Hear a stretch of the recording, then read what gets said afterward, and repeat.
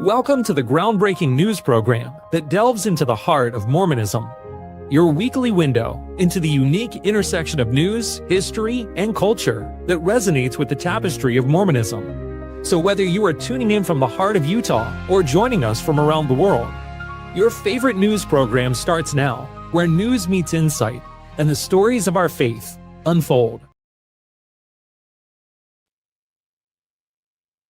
All right, welcome to the Mormon Newscast. It is June 16th, 2025.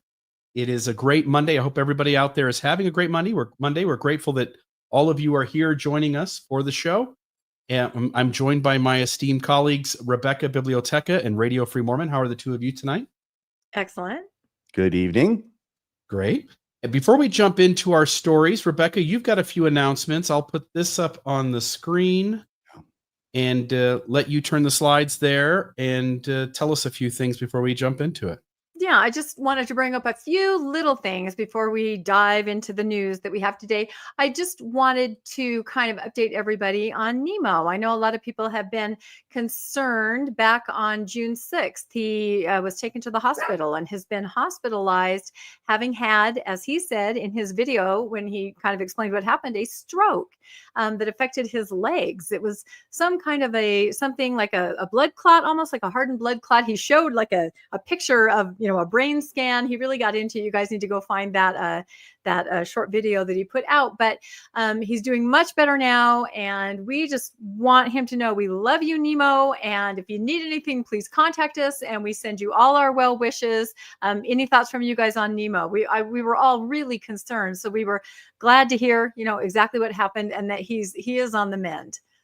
I was deeply surprised to hear this, and I'm just glad to hear that, like you said, that he's on the mend and getting better. And so our thoughts go out to you, Nemo, and hope that everything is going well as you start to improve. Yes, absolutely. All the best for a speedy recovery, Nemo. Yep, that's right. We need Nemo. We absolutely do. So we love you, Nemo. All right. One more thing I want to mention before we start the news is to say a belated Happy Father's Day to both of you guys and to all of the fathers out there, in the newscast audience. Did you guys both have a good day? Had a great day. Good. I had a wonderful day. Best Father's Day ever. Oh, Nice. I think I saw some pictures that you were doing some pretty fun stuff. Yes. But of course, this individual in the keychain, he is the father of us all. And that's it. Yeah. Someone posted this on social media, and you know how when you attend an LDS ward, much like Mother's Day, they will give a gift of appreciation to the fathers, or usually they say like any guy over 18 or any, for women, it's any girl over 18. And, for Father's Day, they're always kind of struggling. For Mother's Day, it's pretty easy, a plant, some chocolate. So this ward came up with this very attractive keychain. Again, this is for the fathers, and this picture of Jesus that smile is blinding. Someone posting in the comments on this picture said, oh, the incredible orthodontist there in first century Palestine. This is amazing. That's how you know Jesus was a Mormon.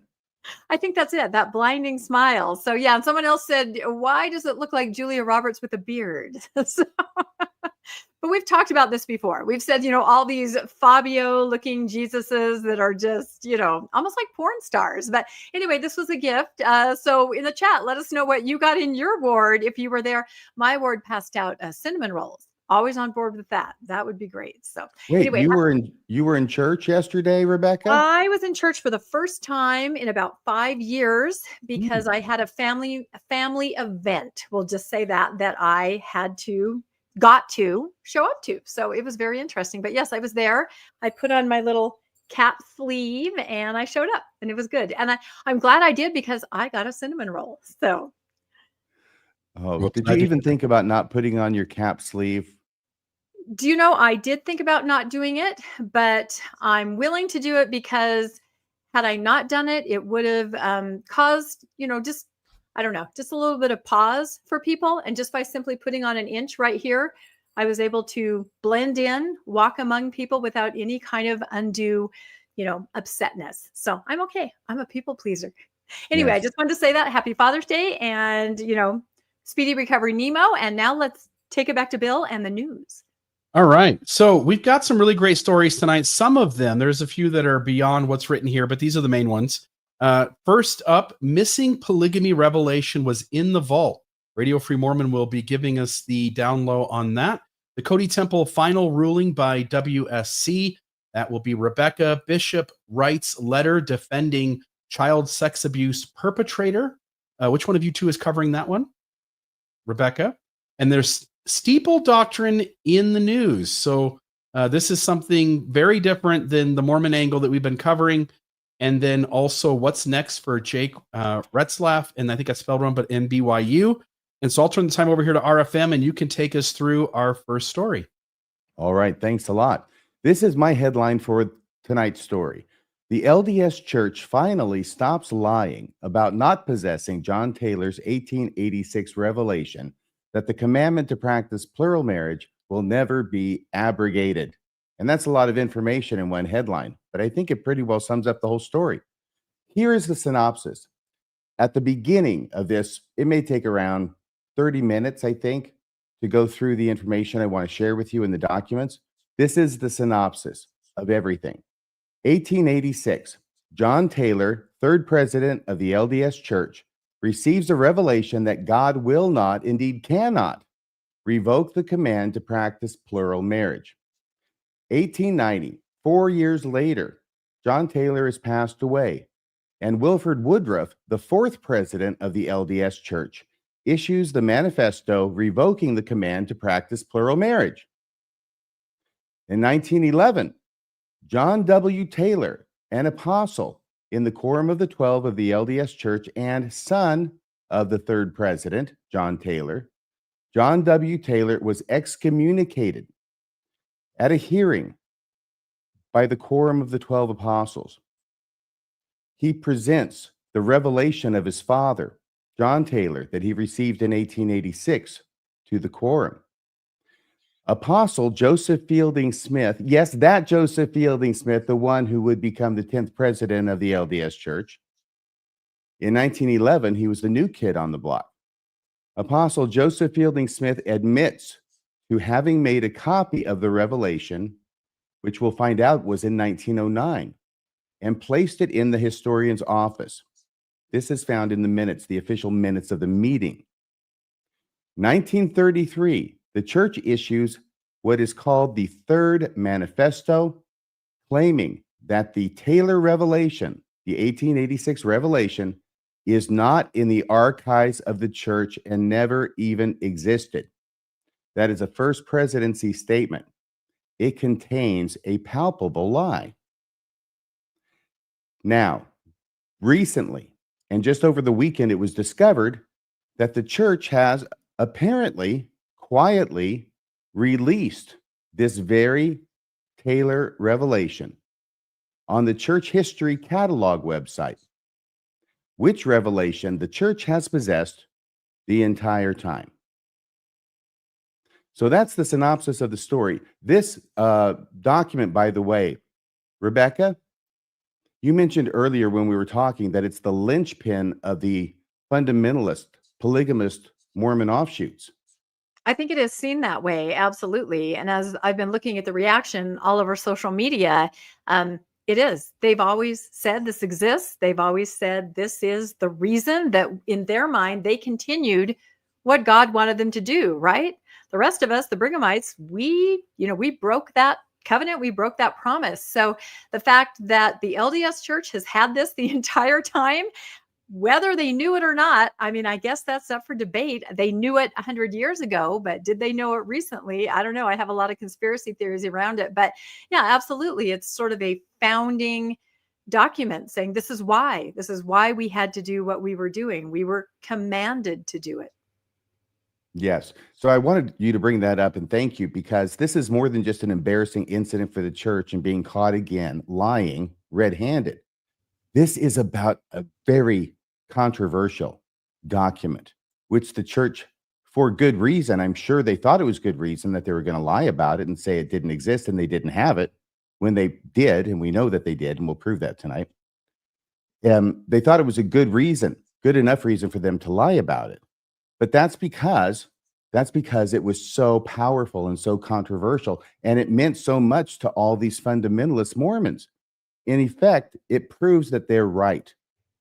And the church, to some extent, must have felt the same way Otherwise, they wouldn't have gone through all this effort to hide it. Okay? All right, then. Let's go ahead and go through some more slides. By the way, stop me at any point if you have anything to add. All right? So this is what happened very recently. And this was discovered, I believe, Rebecca, you told me it was Christina Gagliani. Is that Mhm. right? Yeah, Hopefully I'm of Mormon pronouncing that correct. studies. The first time I saw it posted was when Lindsay Hansen Park Mm, had reposted what Christina had found, and Lindsay had made a statement about the importance and relevance of this, because I think it was just kind of starting to trickle out. A new document found. What does that mean? We hear that all the time, but mhm. when you started to read about what it was and the historical context and what it meant, I think that's when we all realized, wow, this is like a match to some Tinder. This is going to get big. Yeah, I want to do our best job we could of at least attributing the person who made this discovery, because the church is not announcing this. The church is not giving any headlines. There's no, hyperlinks to this, right? This is just appearing. And then people will find it when and if they do. But for whatever reason they did it this way, I want to continue with the facts of the story. So I think this was over this past weekend that this came to light. And you can see it's upper left-hand corner, church history catalog. And this is 28 pages that you can find there. And they have a number of things as part of them. We'll get to them in a second here. The first 2 pages, right? It's actually the first 4 pages because they have the front and the back, but it's only written on the front of each, is the revelation itself in John Taylor's handwriting. This is what all the hubbub's been about and what the church denied that it had in 1933. It may not have had it in 1933. Excuse me. It may not have had it in the first half of 1993, but they definitely had it by the second half of 1993, after they'd issued that first presidency statement, which to my knowledge, they never modified or said, oh, well, hey, this part isn't right anymore. We actually do have this now in our possession in the vault. We've got the revelation in John Taylor's own handwriting. And that's part of the story as well. So this is on the church history catalog. This is the general information about what is contained in these documents, description, revelation about the new and everlasting covenant as written by John Taylor. It's interesting that there's no equivocation being made about the provenance of it here. It's not saying claimed to be written by John Taylor or allegedly written by or thought by some to be written by. It's just written by John Taylor. There's no question about it from the point of view of the person who's writing this description. We'll see if that changes. File includes John Taylor's 1886 handwritten copy and a handwritten copy by a Taylor family member. Also includes an 18 July 1933 memorandum from J. Reuben Clark Jr. about the provenance of the copy in John Taylor's handwriting. A 1909 typescript copy of the Revelation by Joseph Fielding Smith, and additional typescript copies, also available in electronic format. And you can check all those out like I did earlier today in preparation for the show. So here's a few of the things. Here's, when I say things, I mean envelopes. Each of these is a separate document, and these are envelopes in which some of these were folded up and carried and then typed on in order to show what it was, right? So it's the revelation. All of them have either a copy, a handwritten copy, or a typewritten copy of this revelation. And there are several of each, along with the original. And here's one that's called President John Taylor's Revelation. On that envelope, here was an envelope from Beneficial Life Insurance Company. And you look over there on the right-hand side, and if you turn your head over, you can see it says Revelation to John Taylor. And that's what it contained as well. Now, here is the actual revelation itself. This is how faint it is. But this is written in John Taylor's own hand. And it's September, it's 1886. He's on the run. He's in hiding because the federales are after him because he won't stop practicing plural marriage. And in this state of distress, by the way, I think he'll pass away within a year. July of the following year, I think he passes away. In these straitened circumstances, he prays to God and asks him a question. and a revelation comes that is first person in the words of God. It's portrayed as being in the mouth of God. You know, it's not like the family proclamation that says, you know, we believe this and we believe that and we believe something else. This is, I am God and I'm telling you this. It's the language that we are used to reading in the Doctrine and Covenants with this first person God.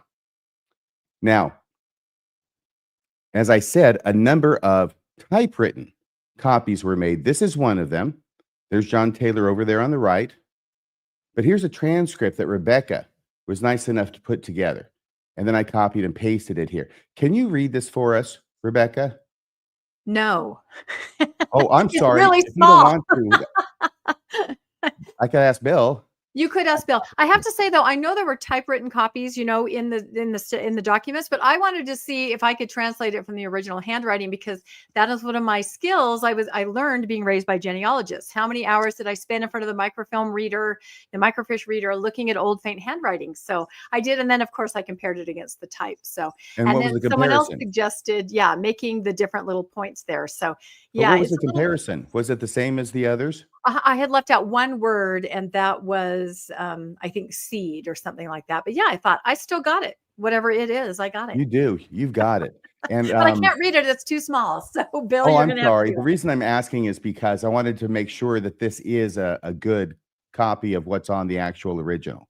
Yeah, I think it is. I've compared it to others. So, Okay. Can I just note before I do read it, if I go back to that envelope, Mhm. I do find it interesting that it says file no one. And I assume, knowing this situation pretty much in its entirety, I only say that because you and I covered this as an episode early on in Mormonism Live's history. But file no one, file it away, and no one is to see this because, anyway, sorry. I saw that too, but can I just suggest that maybe it might mean file number 1? Maybe, oh, possibly. I don't know that though. Maybe. Okay. But there is what do you call it? The pencil on the envelope under the typewritten part, President John Taylor's revelation. It's on the outside of the envelope. It can't contain one of these copies, or maybe the original. I don't know, but it says file underlined, then capital N-O, not underlined, then 1 written out, O-N-E, and underlined. File no 1, or file. And there is not. Is there a period after that N-O? I don't see one. Okay, well, we probably pursued this far enough for the show, but I don't know. It's a strange thing, and I noticed it too, and I thought that can't really mean file no one. Yeah. Okay, so the transcript of the 1886 John Taylor revelation. My son John, you have asked me concerning the new and everlasting covenant, and how far it is binding upon my people. Thus saith the Lord, all commandments that I give must be obeyed by those calling themselves by my name, unless they are revoked by me or by my authority. And how can I revoke an everlasting covenant? For I, the Lord, am everlasting, and my everlasting covenants cannot be abrogated nor done away with, but they stand forever. Have I not given my word in great plainness on this subject? Yet have not great numbers of my people been negligent in the observance of my laws and in keeping of my commandment, and yet have I borne with them these many years, and this because of their weakness, because of the perilous times. And furthermore, it is more pleasing to me that men should use their free agency. Oh man, there's Jesus using the word free agency when that term doesn't exist anywhere in the scriptures. I guess it does now. That's a strange thing, huh? Row Elder Bednar. Jesus actually is on the record saying free agency, huh? Use their free agency in Bill, regards. Yes, please. Jesus was speaking as a man. Half man, I'll give you that. Okay. Use their free agency in regards to these matters. Nevertheless, I, the Lord, do not change. Well, just wait 4 years, Jesus. And my word and my covenants and my law do not. And as I have heretofore said by my servant Joseph, all those who would enter into my glory must and shall obey my law. And have I not commanded men that if they were Abraham's seed and would enter into my glory, they must do the works of Abraham? I have not revoked this law, nor will I, for it is everlasting. And those who will enter into my glory must obey the conditions thereof. Even so, amen. Okay. So this is pretty darn clear and pretty cut and dried on the issue of plural marriage. Yeah, I commanded it, man, and I meant what I said, and my commandments don't pass away, so you got to keep doing it no matter what. And then 4 years later, here comes Wilford Woodruff, and he says, we give. Can I And, just say- circumstances. I'm sorry, what? I was going to say, can I just say that people have been asking me, because I've been posting about this a lot, where does it say polygamy? Where does it say plural marriage? It doesn't. It says the everlasting covenant. Well, how do we know that means polygamy? How do we know Abraham's seed? You see what I mean? It's already started like that. Well, if they want to ignore the historical context of this, it could not possibly refer to anything else. It's because of plural marriage and the commandment to live that principle with a capital P, and that rhymes with T anyway. But that principle, right? And that's why he's on the run. That's why John Taylor's in hiding. He's not asking the Lord, how far is, I don't know, baptism for the dead, Mm-hmm. How long do we have to do baptism for the dead, God? He's Yeah, not but asking about people how haven't long do done we it, have to right? use the sacrament and use stale, moldy bread from Safeway. How long do we have to do that, Lord? He's not asking, he's asking about plural marriage, obviously. It can be nothing else. But these are the arguments from desperation. Can I just say, if folks want to go listen to the episode we did titled Think Celestial Marriage before 1890, we show tons of documentation that not only is plural marriage called celestial marriage, and that's been changed, but that plural marriage was also under the new and everlasting covenant, not as a tangent under a major subheading of other things, but it was the new and everlasting covenant. Yeah, and I think why we're getting the pushback, if you go back to the Revelation, it clearly says, Jesus, I told Joseph this, right? There it is. So if you believe this is a revelation and you believe that the new and everlasting covenant is polygamy, Joseph was told about polygamy, right? And that flies in the face of everything that, some people are trying to say. So that's very damaging, that line right there. RFM, I apologize. I will be interrupting you maybe a few more times, only because I'm passionate about this one. No, it's great. Because you and I did the show on this, and you came up with the idea for it, and you took the lead in the research. This is 3 years ago. Yeah. I will only say, you pointed it to the context. Whatever it is they want to get rid of, that Jesus says, no, you can't get rid of, it has to be controversial. It has to be something that John Taylor is considering getting rid of, that Jesus is putting the brakes on and telling him he can't get rid of it. Right. It makes no sense if you define new and everlasting covenant any other way that's been used in church history. Yes, and this is when new and everlasting covenant started to get broadened. You can tell a change is occurring as a definition goes from being specific to being broadened, okay? And it's usually because of something like this, where the specific definition of the new and everlasting covenant of marriage, which was plural marriage, it was synonymous. That starts having problems with section 132, which is still in your Doctrine and Covenants. So you just start, okay, well, it doesn't specifically mean only plural marriage. It means the whole gospel, all the covenant, including baptism and the sacrament. And so you just make it so broad that the problem goes away. It's the Maud and Bailey logical fallacy, which I was taught by Colby Reddish. Okay, so we're going to go on from here. Anything else? Okay, so that is the revelation itself. And once again, the church in its history catalog is putting it up there. It's not making any questions about the provenance or who wrote it. It just says it's written by John Taylor, yours and my third president of the church. Now, this one is important, okay? So pay attention, please. This is one of the type copies of the revelation. I mean, you see, when someone receives a revelation, John Taylor writes something down, that's important. And they're out in the middle of nowhere. They can't exactly run to Kinko's. So people will copy it down on paper so that they will have their own copy. And they will do it by hand, or if they got a typewriter, they'll type it up. And then they have their own copy of this revelation. And they can keep it for themselves. They can put it in some file. They can put it in the historian's office, which is, of course, where our good apostle and president of the church, Joseph Fielding Smith, put it. Now, the heading of this, it's a bit faint up there, and that's why I replicated it over here in the left. This is part of the document. Revelation, all caps, given to President John Taylor, September 27th, 1886, copied from the original manuscript by Joseph F. Smith, Jr., August 3rd, 1909, e.g., copied by Joseph Fielding Smith. That's Joseph Fielding Smith. When it says Joseph F. Smith, Jr., that's exactly who that is. He's named after his dad. Okay. Now, I want you to remember that, because that's going to blow up. That's why I have that little emblem there of the person with the time bomb in their head, because that's kind of what's going on over here.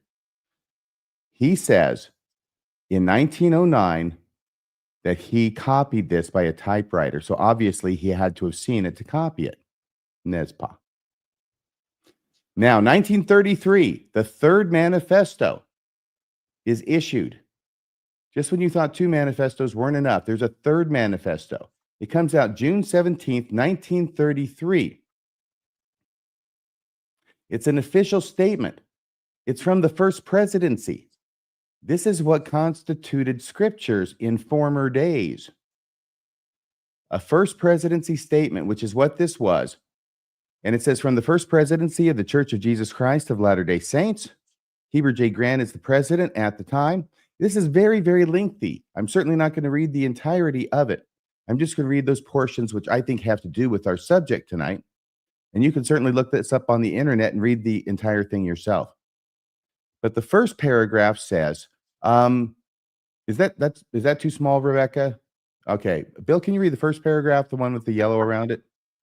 The first presidency have recently received letters making inquiry concerning the position of the church regarding the contracting of polygamous or plural marriages. It is evident from these letters, as well as from certain published material, some of it distributed during our last general conference, that a secret and, according to reputation, an oath-bound organization of misguided individuals is seeking to lead the people to adopt adulterous relations under the guise of a pretended and false polygamous or plural marriage ceremony. I love how he says that they're reportedly an oath-bound organization, like, that's a bad thing. They're not As the if right Mormons aren't oath-bound oath-bound. organization. Yeah, they're not the Okay. right oath-bound organization. This is right, so it's not adulterous, it's plural marriage, but the wrong oath-bound organization, and it's adulterous. Well, what they don't want to talk about, but they will eventually in order to deny it, is one of the main centerpieces of this huge controversy is this purported revelation that John Taylor said he received. Because if John Taylor receives a revelation in 1886 from Jesus that says, I'm never revoking this, then Wilford Woodruff gets up and says, okay, we're not going to do this anymore. Then Wilford Woodruff is the false prophet. The question is at that point, okay, once you set up the dominoes that way, who is the false prophet? Is it Wilford Woodruff for contradicting Jesus? Or is it John Taylor for being the third president and being outlived by Wilford Woodruff? So that Wilford Woodruff becomes the latest word on the subject. That's the question. We know that the LDS Church has gone with Wilford Woodruff, and a lot of other people who continue to practice polygamy went with John Taylor on this. So this becomes obviously a very important piece of evidence for their case. At the October conference of the church in 1890, this is all from this first presidency letter. And it gives a little bit of an outline. And it's very interesting how difficult it was to eradicate this plural marriage. And there's a reason for it. And I don't know that we're going to get into it here. Okay. But we talked about it in other places. At the October conference, 1890, following the publication of the manifesto issued by President Woodruff, the document was read before the assembled congregation, after which Lorenzo Snow, at the time president of the Council of the 12, arose and made the following motion. And I move that we recognize that since we recognize Wilford Woodruff as the president of the church and the only man on earth at the present time who holds the keys of the sealing ordinances, blah, blah, blah, that this manifesto be passed. And the motion was unanimously sustained, according to this. So that's 1890. We all know that. Then 1904, a lot of us know this. In the General Conference of the Church, April 1904, President Joseph F. Smith, who had succeeded President Lorenzo Snow, made the following statement to the assembled congregation. Inasmuch as there are numerous reports in circulation that plural marriages have been entered into, contrary to the official declaration of President Wilford Woodruff of September 24th, 1890, commonly called the Manifesto, which was issued by President Woodruff, adopted by the conference on that date, which forbade any marriage violative of the law of the land, I, Joseph F. Smith, President of the Church, do hereby affirm and declare that no such marriages have been solemnized with the sanction, consent, or knowledge of the Church of Jesus Christ of Latter-day Saints. If a church can have knowledge. And I hereby announce that all such marriages are prohibited. And if any officer or member of the church shall assume to solemnize or enter into any such marriage, he will be deemed in transgression against the church and will be liable to be dealt with according to the rules and regulations thereof and excommunication therefrom. This is sometimes called the Second Manifesto. So 1890 doesn't do the trick. 1904, there's still people practicing it. We're going to find that some of them are in high places. Then in 1910, Joseph F. Smith and his counselors, the first presidency of the church, addressed a letter to the president of each of the stakes of the church, which contained the full text of the statement made by President Joseph F. Smith that we just read back in 1904. In this letter, the presidents of the stakes were definitely instructed to notify the members of the church in the stakes over which they presided to report any case in which a person had entered into a pretended marriage violative of the civil law or taught others to do so, and to take action against such persons and excommunicate from the church. So they're still trying to root it out, and it's 1910. It's going to go on. Once again, this is the history of this as set forth in this first presidency statement from 1933, the Third Manifesto. It's giving the procedural history. And then again in 1914, they have to send another letter to the presidents of stakes and counselors that says, you know, dear brethren, I having reason to believe that some members of the church are secretly engaged, advising and encouraging others to enter into unauthorized and unlawful marriages. We've deemed it advisable to call your attention to the communication we addressed to you on this subject in 1910, 4 years ago, copy of which is herewith appended. You can tell it's not going away easily. And this is 1914. And once again, it's this 1886 revelation that is one of the main reasons that it's not going away. And, you know, there's a story that goes along with it. And Bill, can you tell the folks about what that story is? Because there's like a visitation, wasn't there? Are you talking about the Woolley experience? Yeah, that's alleged to happen with John Taylor when he gets this revelation. Yes. So in 1886, when John Taylor receives this revelation, it's never officially entered into the church. It just sits around. At one point, it's sitting on John Taylor's desk. And because the rest of church leadership doesn't authenticate it, validate it, utilize it, they sort of just ignore it and get as far away from it as they can. And we also know of the 1911 trial of John W. Taylor, son of John Taylor, where John W. Taylor talks about the revelation, presents it perhaps, and there are multiple people in that room who saw it and talk about it. I say all that to say this, which is, as time goes on, it's pretty obvious to those who keep their ears to the ground that this revelation exists. And as the church gets further and further away from polygamy, you end up having people who, Lauren Woolley is the son. Do you remember what the father's name was? I don't. Okay. Well, Father Woolley was one of the bodyguards for the prophet. And he almost certainly would have been in the home where this revelation was received. But what goes above and beyond that is Woolley steps forward and he says that he not only was in the home, but he saw a mystical experience happen. He knew that John Taylor, president of the church, was in his room and he was the only one in there. And yet the room filled with light. He could see it from underneath the door. And then he heard two other voices in the room, and one of them being the prophet Joseph Smith, and the other we would know to be Jesus Christ.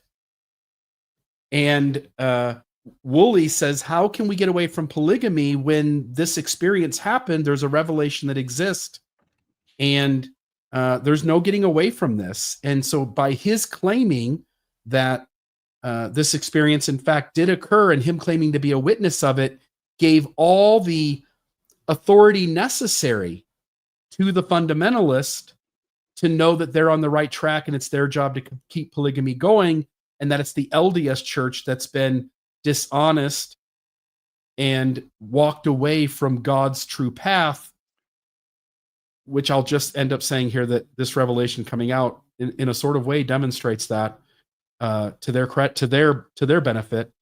But it's the Woolley family, Lauren Woolley and his dad, John Woolley, yes, and their claims around what happened in 1886 that gives all the, and again, they're not, even if he didn't experience that, even if he's in the house and he doesn't actually see anything mystical, the basic facts of what he said are true. John Taylor claimed to have a revelation where Jesus spoke to him and told him never to end polygamy. And so Woolley is really only a second witness to the whole thing. Yeah. Boy, I was going to ask a question, but then I realized what the answer was. I was going to ask the question, how could he tell it was Jesus talking? And then I realized the answer is because he speaks with a Texas accent. Obviously. There it is. They're loving that in Texas tonight, I got to tell you. See, and I put this event up there with sort of the transfiguration, right? Where there's a story and they sort of embellish, and then they, by the end of the life, when they're telling it over and over, actually believe this happened. So it's one of those things. But all you need are 3 witnesses. So we're almost there. So here's this whole litany of events that's going on once again in this 1833, this very lengthy first presidency statement. And now it gets to this document, this revelation by John Taylor. And they give it a lot of words here. And I've got a picture of Gerardo Rivera over here. And you can guess what was happening there if you're old enough to remember back the 1980s. That was the greatest show. I stayed up all night for that. What a disappointment. That's such a cutie, though. What a doll. Okay, this is still from the first presidency. This is where they start getting fast and loose with the truth. The members of the secret and by reputation oath-bound organization, they're talking about the fundamentalists, referred to in the first paragraph of this statement, make many false allegations. False. 2 of which, and we're just talking about the first one, that has to do with this Revelation 1886. As being those without which all others they make must necessarily fall, may be noted here by way of cautioning the membership of the teachings and practices of this organization. It is alleged that on September 26th to 27th, because it happened at night, 1886, President John Taylor received a revelation from the Lord, the purported text of which is given in publications circulating apparently by or at the instance of this same organization. Purported text of which, by the way, as if he doesn't know. As to this pretended revelation, as if the first presidency in 1933, they're portraying that they don't know, they think it's a pretended revelation. It should be said that the archives of the church contain no such revelation. So they're going to say, we've looked, we've turned over every stone. There's no such revelation. And we don't even think there ever was such a revelation. I'm sorry, I'll read the language here. It should be said that the archives of the church contain no such revelation. And then it repeats it apparently. The archives of the church contain no such revelation. The archives contain no record of any such revelation, nor any evidence justifying a belief that any such revelation was ever given. These are all lies, by the way. From the personal knowledge of some of us, from the uniform and common recollection of the presiding quorums of the church, from the absence in the church archives of any evidence whatsoever justifying any belief that such a revelation was given, we are justified in affirming that no such revelation exists. Wow. You see, they know that this isn't true. This is in the first presidency statement of the church, 1933. And we'll talk a little bit about it because how it is they know it's not true, because they're leaving one particular and rather important event out of their timeline. in this 1933 Third Manifesto. I'm going to read this last paragraph, though, before we go to it. Furthermore, the First Presidency 1933 statement says, so far as the authorities of the church are concerned, since this pretended revelation, if ever given, was never presented to and adopted by the church. Oh, yeah, this is the funny part. This is where they say it doesn't exist. But even if it did, it was never adopted by the church by common consent, which is a strange kind of alternative argument to make. I mean, if it doesn't exist, then you don't really need to go to plan B.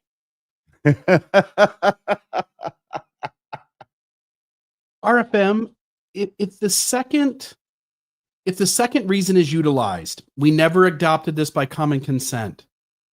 How the hell can you walk away from Jesus showing up in the room and giving a direct revelation? You can't just, well, Jesus, we're just not going to vote on that one. Sorry, buddy, you don't really get a say on this one.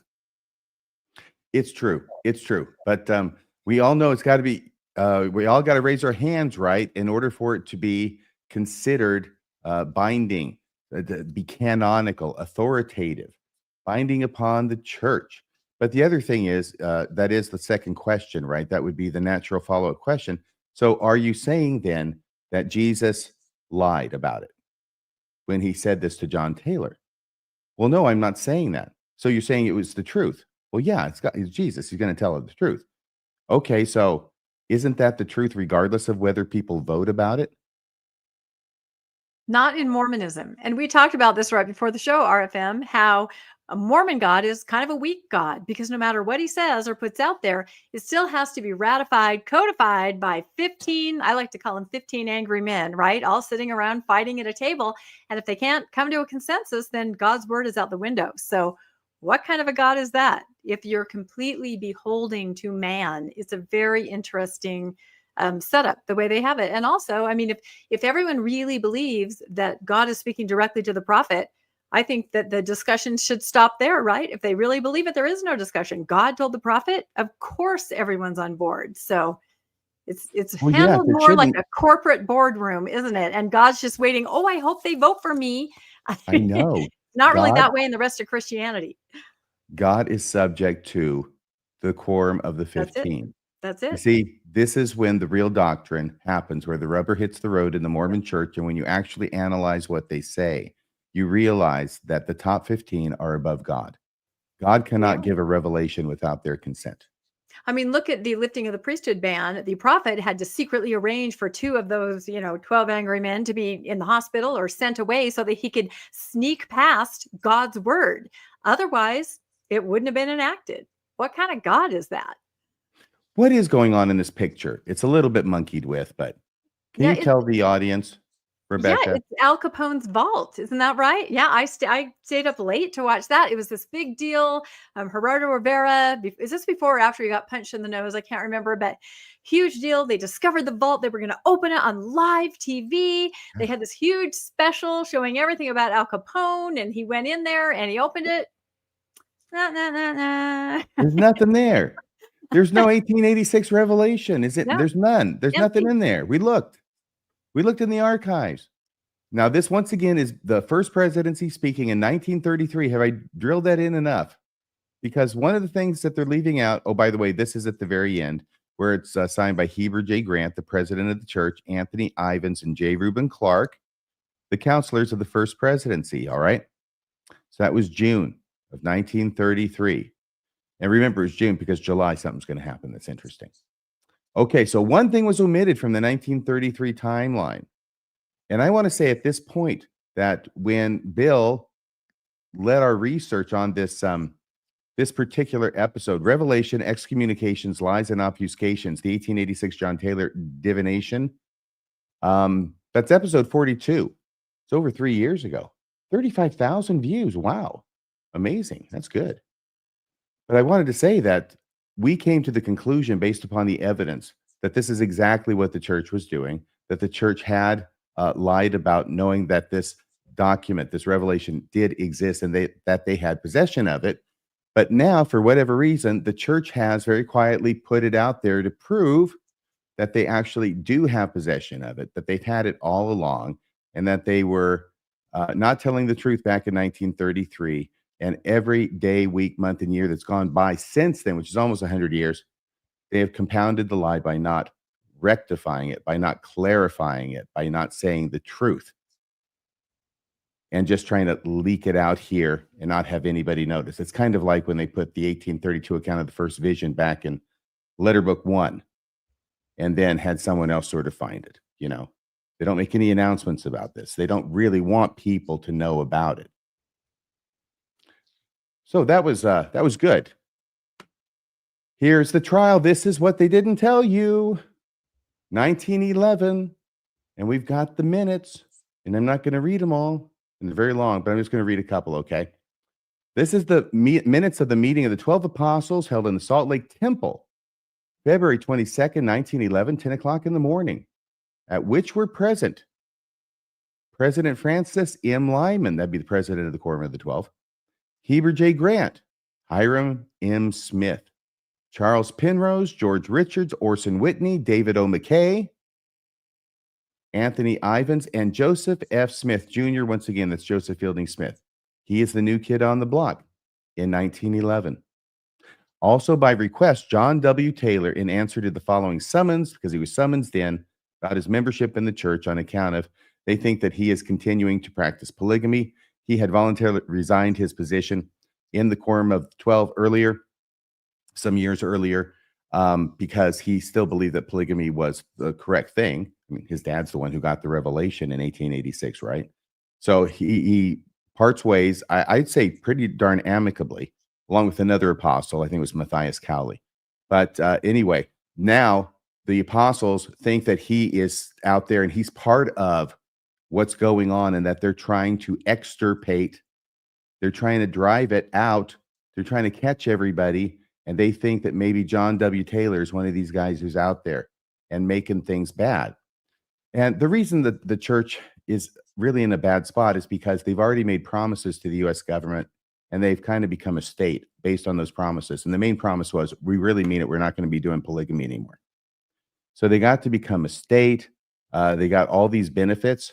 And of course, when they became a state, it had to be written and was written into the Utah State Constitution. There'll never be polygamy or plural marriage in Utah. And as far as I know, it's still there. So this was the excommunication. This was the court of love for John W. Taylor. And John W. Taylor says this during the course of this meeting. I do not want to discuss my own case. It is up to you and the brethren to pass upon that. I am living among the Philistines, and you brethren are among the Mormons. There is one thing that is much more serious in my mind than polygamy, and I am not mentioning it to aid me in my case at all. When the Enabling Act was passed, there were two things that we promised. One thing was that polygamy would be stopped, and the other, that church influence would not be used in politics. Well, at least they stopped polygamy for the most part. My father, John W. Taylor says, my father, he's talking about the third president of the church. My father received a revelation which, however, was never presented to the church. And I refer to this not because it is a revelation to my father. I don't think a revelation because it came through him was any greater than one received through any other president of the church. But because it seems to pertain to this question, the revelation follows, and there it is, and we've already read it. So he pulls out the revelation, and he puts it down, and it is read. By the way, it's not like the people in this audience have never heard of this revelation before. They know about it. And this is the end of it. Even so, amen. That's the end of the revelation. The revelation was read by Brother Penrose, so he read it out loud. Now, here's a few snippets of the questions. C.W. Penrose, that's a picture of him there, I believe. Do you understand the free agency referred to in the revelation gives anyone the privilege of taking a plural wife? I don't want to get into this too much here, but going back to where it was that we had the actual transcript of this, there it was.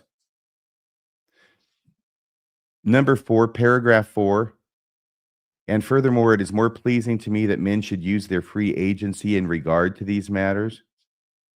That is a hugely important sentence in this, because what it may reflect is the idea that was being enacted at the time by John Taylor, which was to have polygamy continue in the church, but to arrange it in such a way as that the church was not responsible for it, that it wasn't happening with the sanction of the church. And they would set it up for others to go and do it instead, but leave the church out of it. And I think that their idea was, this way we can still keep our word to the United States, but not violate what we think is a commandment from God. The problem is that it worked, and it worked too well, because they separated the practice of polygamy from the church, which means they gave away the keys. And then when they wanted to get them back, the people said, sorry, we got the keys now, and you can't have them back. You gave them to us. And actually, it's not you anymore. It's your predecessor who gave us the keys. And now you want them back? No, because you're an apostate, because you gave up on the one principle and the principle of plural marriage that Jesus said, no, never give it. Can I make a comment about the Yeah. AUB, the Apostolic United Brethren? They are a polygamous offshoot, fundamentalist, and I'm friends with one of their polygamous princesses. And she explained almost exactly what you said, that in her family, her grandfather was Reuel Allred. And he always said, we hold the keys of polygamy. We are holding that practice. The mainstream church is holding temple ordinances. He would even encourage, his members would become part of LDS wards for a time so that they could go there and then have their temple work, their ordinances, and then come back to. So he saw it as these two sort of branches and pieces that eventually someday would come back together, but they were each holding their own piece. I thought that was so interesting. And how you just explained it, it makes it even more clear, I think. There's got to be a hot time in Colorado City tonight. No joke. I mean, how would you feel if you're one of these people who believe that the church is in apostasy because they didn't honor this revelation, and then they lied? Well, let me just say they denied having it. We don't have it. We don't know. We never saw it. And in fact, we don't even think it ever existed. And now they publish it. They had it all along. There's a story behind all this that I don't know, but this has been going on a while. And it's continuing to go on. And I don't know what discussions have been going back and forth, if any. But I think there's a story behind the story. I don't want to steal any of your thunder, but I think I want to drive the point home. First you said they lied, and then you're wanting to give them the benefit of the doubt and go, well, at the very minimum, they denied having this thing. So they could be unaware, right? The revelation could be in the records and none of them remember. No. I wasn't giving them an out, just so you know. No, I said they denied having the records, and then they proved now that they were lying because they had it all along. Yeah, and I'll just, again, I maybe you were going to say this, but we know they're lying because 5 of the people who are part of that 1933 first presidency and Quorum of the 12 are Heber J. Grant, A.W. Ivins, David O. McKay, Joseph Fielding Smith, and I'm missing one, George Albert Smith. That's who it is. Those 5 were also present at the 1911 trial of John W. Taylor, and hence maybe one of them could have forgotten. Having 5 of them forget probably the most important disciplinary court they were at in their entire life, that revelation was pulled out, read to them, that's absurd. Well, I think they were lying in 1933. Obviously, you don't forget something that happened, just a decade ago. Yeah. But I still, in my conspiracy-minded brain, think perhaps, 100 years later, they did not realize this was in the vaults. I have a theory that maybe this was released by accident. I know you do, and I'm dying to hear that. All I can say is I don't know. It showed up, whether it was planned, and I know that you think maybe it was an accident, which would be different than my idea that there's got to be a story behind this. If it was an accident, there's no story except for a massive cluster. Go ahead, tell us what you think.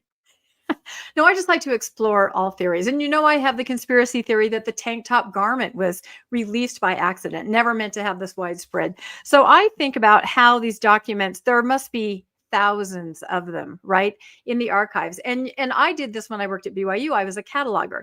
I would have a stack of things. I would have to pick it up, look at it, type in the keywords. This is the revelation by da da da. Here's the page numbers here. It was just simply passing through and being processed, right? Scan, scan, scan, throw it up there, right? Could it be possible that it was just, really forgotten in time and it was simply processed as part of their cataloging as they're moving documents through, trying to make everything available? And the person, I kind of picture it like Charlie and the Chocolate Factory, right? Ring that bell. She's got the 86 revelation. Maybe that never happened. Maybe it was just put online by somebody that wasn't aware of the extraordinary historical significance. This would explain why the church, never said anything. Now, we know they do put things out. They put out essays and things, but this isn't putting something out that they've created. This is finding something from the past. So I don't know. It's one way to look at it. Of course, there's another way to look at it, and that is the polygamy cartoon, some other factors. Maybe they're leading us towards something. I don't know. There's a lot of ways to think about it. This would be one of the biggest mistakes in the history of big mistakes. And yet we all acknowledge that big mistakes can happen. Sometimes they do. In rare circumstances, I even told you that I think that one piece of evidence favors your theory, which is that there seems to be no equivocation at all about the provenance of this revelation. Exactly. Just written by John Taylor. The person who's writing that doesn't have a care in the world about the controversial nature of this. If you are cataloging information, that's why I kind of did that little you're typing. Okay, it says Revelation, John today. It simply states what's there, right? There's no wiggle words. There's nothing else on it. With something this big, there should be something else explaining it. So it'll be interesting to see if the church comes out with something now after the fact. Again, this is just a hypothetical theory, but knowing how processing documents works when you're trying to throw things up into an online archive, if it really was lost, it could just be moved on through. So I don't know. I'm not saying I believe this. I'm just throwing a lot of stuff out there. All right. Well, C.W. Penrose did ask, and I started this by going back to talk about the free agency clause in this revelation. So Apostle Penrose asks, do you understand the free agency referred to in the revelation gives anyone the privilege of taking a plural wife? J.W. Taylor says, I take it that it refers to the individual and relieved the church of the responsibility and placed the responsibility upon the individual. It sure sounds like that's what it's talking about. President Lyman now asks, when did you find this revelation? And J.W. Taylor says, I found it on his desk immediately after his death when I was appointed administrator of his estate. Okay. Now, minutes of a meeting of the Council of the 12. That was the first one, by the way. That was the first meeting. Then they adjourned and they came back and they had a few more questions for our hero, John W. Taylor, based a lot on them talking about the answers he gave to the first set of questions in the first meeting. And all these guys are present again. This is March 1st, 1911. The first one was February 22nd, I believe. And it continues with more questions and answers, but now we get some great information. Charles Penrose asks, what are your views with regard to that revelation? John W. Taylor says, I am not the one to pass upon that revelation. It's not up to me to judge. I think you are the ones to do that. Charles Penrose says, what I desire to get at is as to how you view the matter, whether you have been guided by that in your case. You brought the revelation to us, and it has never been accepted by the church or presented to it. John W. Taylor says, I think the only thing to do is to go to the presiding priesthood of the Lord, he's talking about the president, and get his idea on it and get him to inquire of the Lord what his mind is regarding it. And Charles Penrose says, I don't think Brother Taylor should come here and tell us what we need to do. Oh, yeah. John W. Taylor, he's getting a bit cheeky there, telling him, well, you got a prophet at the head of the church. Why don't you just go down the hallway and ask him to inquire about it so we can get the will of God about it? And Charles Penrose says, oh, that's cheeky. That's a great exchange. Okay. You recognize the symbol here at the bottom left? This is the brain explosion, the time bomb. Okay. Anthony Ivins asks, do you know how extensively this revelation, it's all about the 1886 revelation, has been circulated in times past and has guided people in their actions in this regard. John W. Taylor says, Brother Joseph Robinson came to me and asked for a copy of it upon the suggestion of Brother Cowley. That would be, I think, Matthias Cowley, the other apostle. And he got it from Brother Badger. Brother Joseph F. Smith Jr. Once again, who is that? Joseph Fielding Smith. John W. Taylor says Brother Joseph Fielding Smith also got a copy, but I don't know how many have got copies from these. And later on, in the same meeting, Joseph Fielding Smith Jr., Joseph Fielding Smith says, it is true I obtained a copy of this revelation from Brother Rodney Badger. He let me take the original, and I made a copy and filed it in the historian's office. Geez, you think that might be in the archives. This is 1911. Joseph Fielding Smith takes a copy and he files it in the historian's office. By 1933, which is 22 years later, I believe they're going to be denying this even exists and saying it doesn't exist in the archives, and they search thoroughly. That's why I say I think they're kind of caught off first base on this one. Remember, this was the revelation that was given to President John Taylor. This is a duplicate of a slide I had on before, because now we have it in those minutes from the 1911 meeting. We know that Joseph Fielding Smith said, I obtained a copy of this revelation. And now, there it is. That's what he was talking about from 2 years earlier in 1909, August 3rd, when he typed out the revelation. So now we have the revelation that he was talking about in the minutes of that meeting. And here in the 1833, the third manifesto, it's actually 1933. This is a duplicate slide as well. And I was repeating all the things that they were saying. Remember, in 1933, in the third manifesto by the first presidency, this is what they said about this revelation that they talked about in the minutes of the 1911 excommunication hearing from John W. Taylor. They say, as to this pretended revelation, it should be said that the archives of the church contain no such revelation. The archives contain no record of any such revelation, nor any evidence justifying a belief that any such revelation was ever given. No further questions, Your Honor. Bill, yes? There are more lies in that sentence you just read. There's at least 3 just in that sentence that you're just block of words you just said. One, that it didn't exist. One, that it's not at the church. There never was such a liar, liar, pants on fire, over and over again. That's all these guys do. When they're running their mouth, they're lying. When their lips are moving, they're lying. Do you want to say anything about this, Rebecca? No, sorry. I was researching on my phone the Stephen Smoot releasing it, trying to figure that out. So Stephen Smoot is releasing something? There's somebody in the audience is claiming that Smoot is responsible for this being released. I'd love to hear more about that, because he did release the uncanonized revelations of Joseph Smith, of course, and he's connected to the Interpreter Association, our foundation. So yeah, I'd like to see how he's connected to be able to release something on the church's website. That would be interesting. So that would have been intentionally then? That would be intentional. Yeah. Saying that my theory, that's not going to be correct. Although I will say in the chat. The guy who made the mistake. Huh?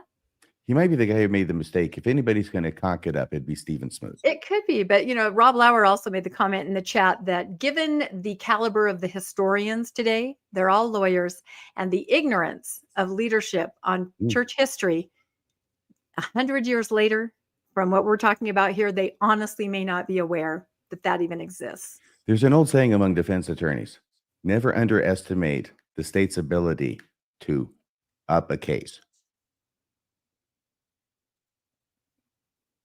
And here, this is some of the minutes from that second meeting, right?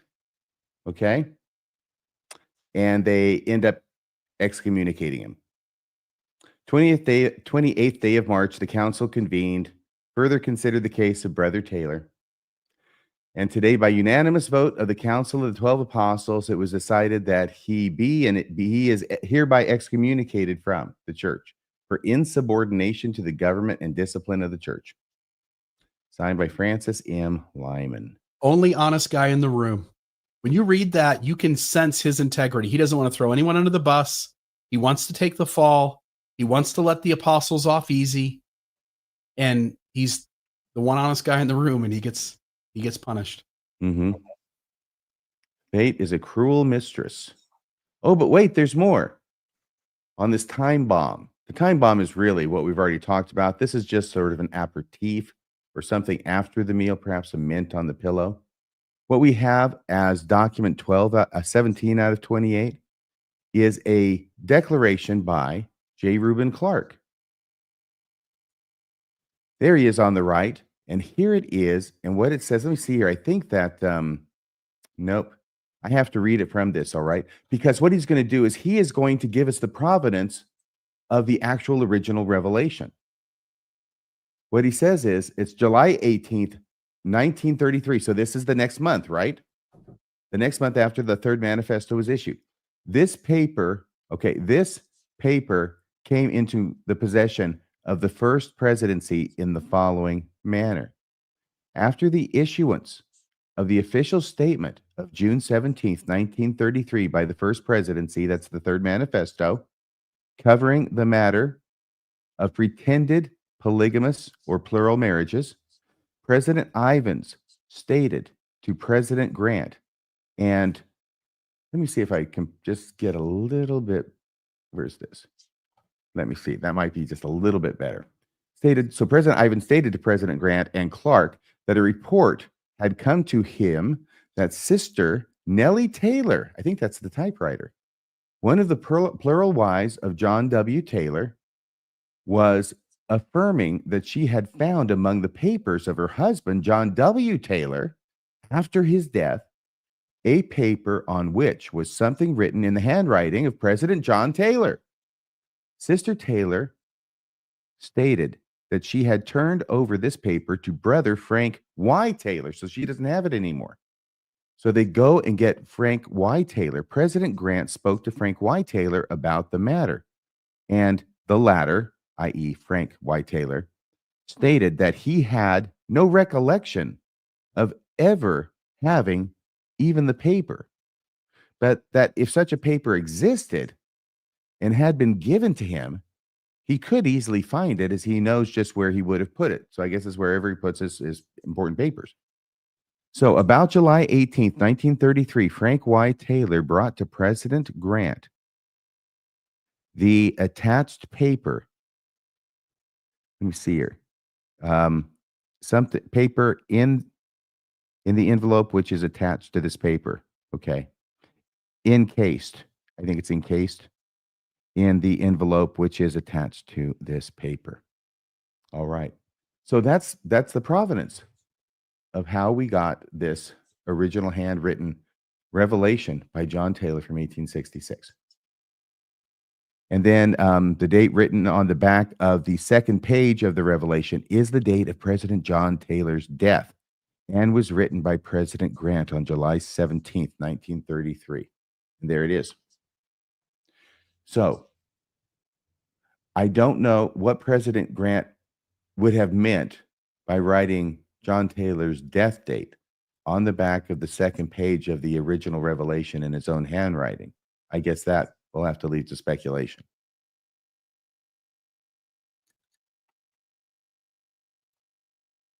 All right. Well, I don't know what's going on. All I know is this, is that in October 2013, the Silver Fox gave a memorable conference talk in which he said, among other things, the following.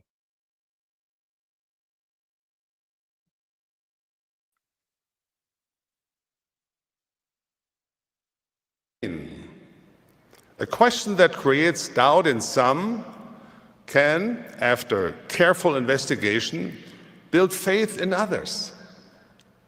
And to be perfectly frank, there have been times when members or leaders in the church have simply made mistakes.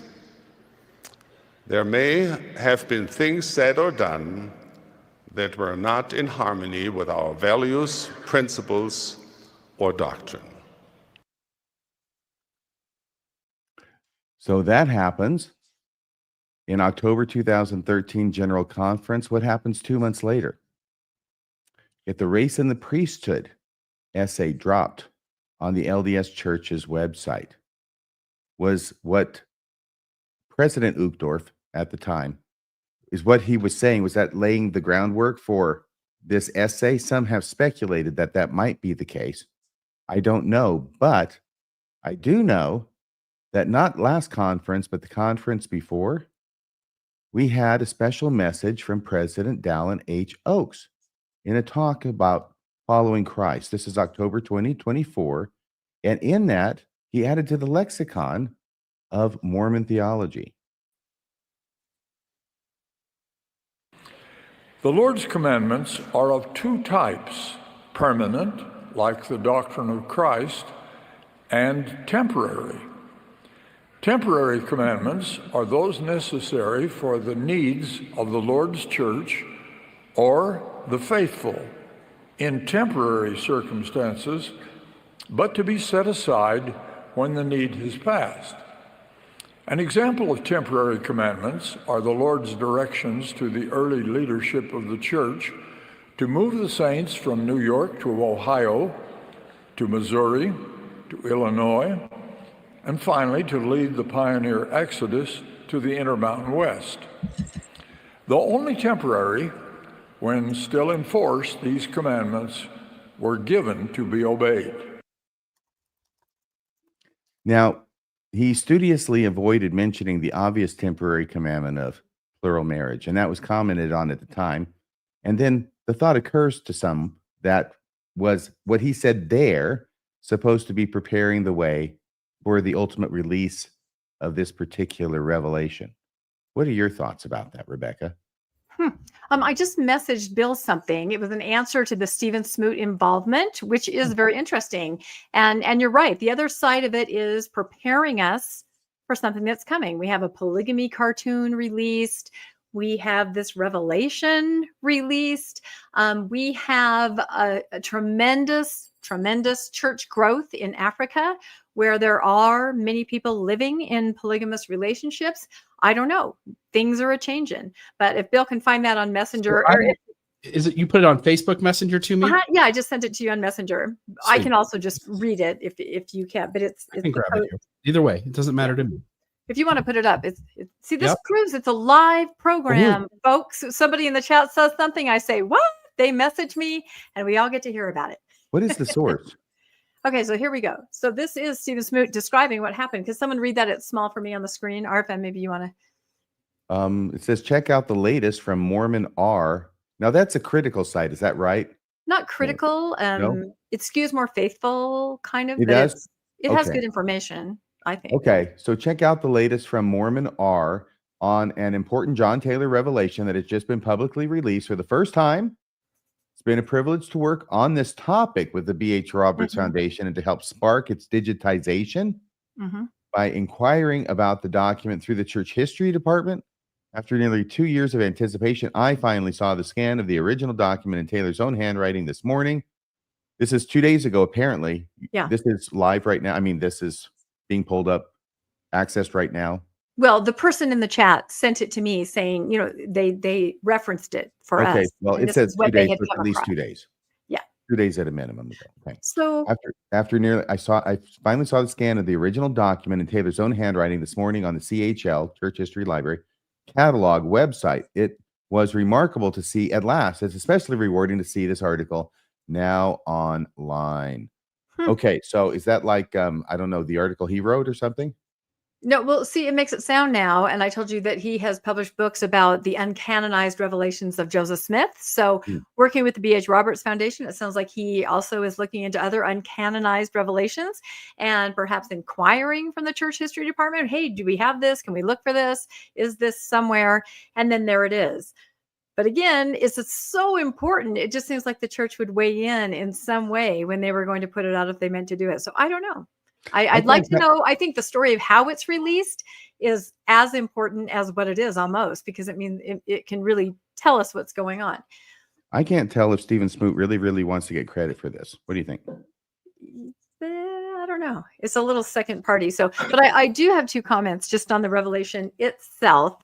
My first one, okay, maybe only one comment is that I read it, and I've talked before about growing up and being really triggered by polygamy. Again, I was always agnostic, but I was raised in a household where polygamy was very much a part of it. We had the picture of the striped ancestors like on our wall. We were very proud of it. We talked about it. Prison I always clothes. knew, huh? They were in prison clothes. Yes, prison clothes. Exactly. Prison clothes Because were we were so proud of our polygamist heritage. And I always knew, my family let me know that that was my future. That was any woman's future.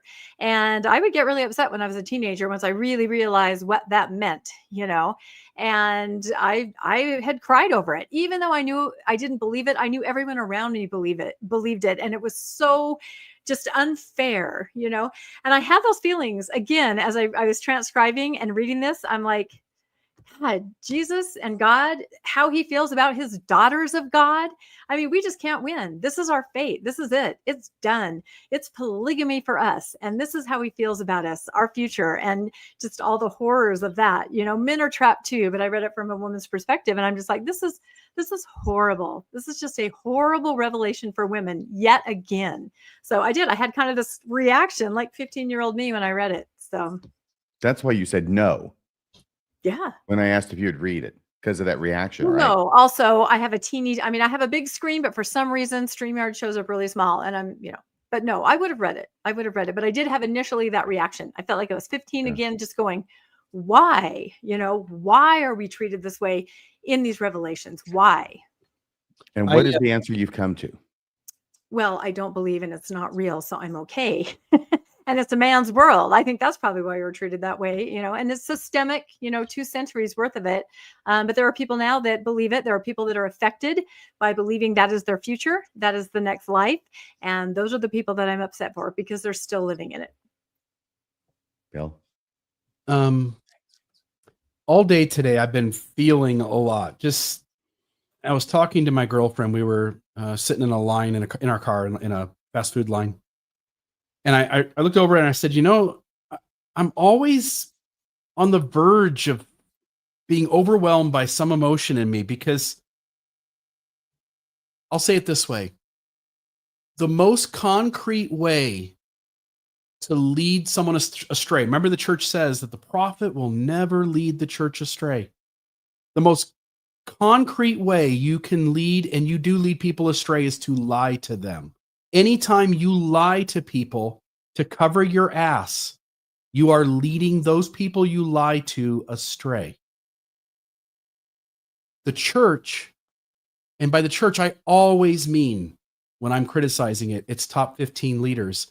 Its top 15 leaders swore they would never lead the church astray, but they not only led the church astray by lying, and if anyone wants to make the argument that lying as many times as these guys had is not leading anyone astray, that's ridiculous. It's the easiest, most concrete way to lead people astray is to lie to them.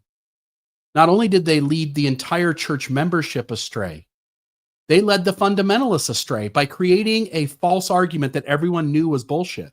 Excuse my language on the newscast.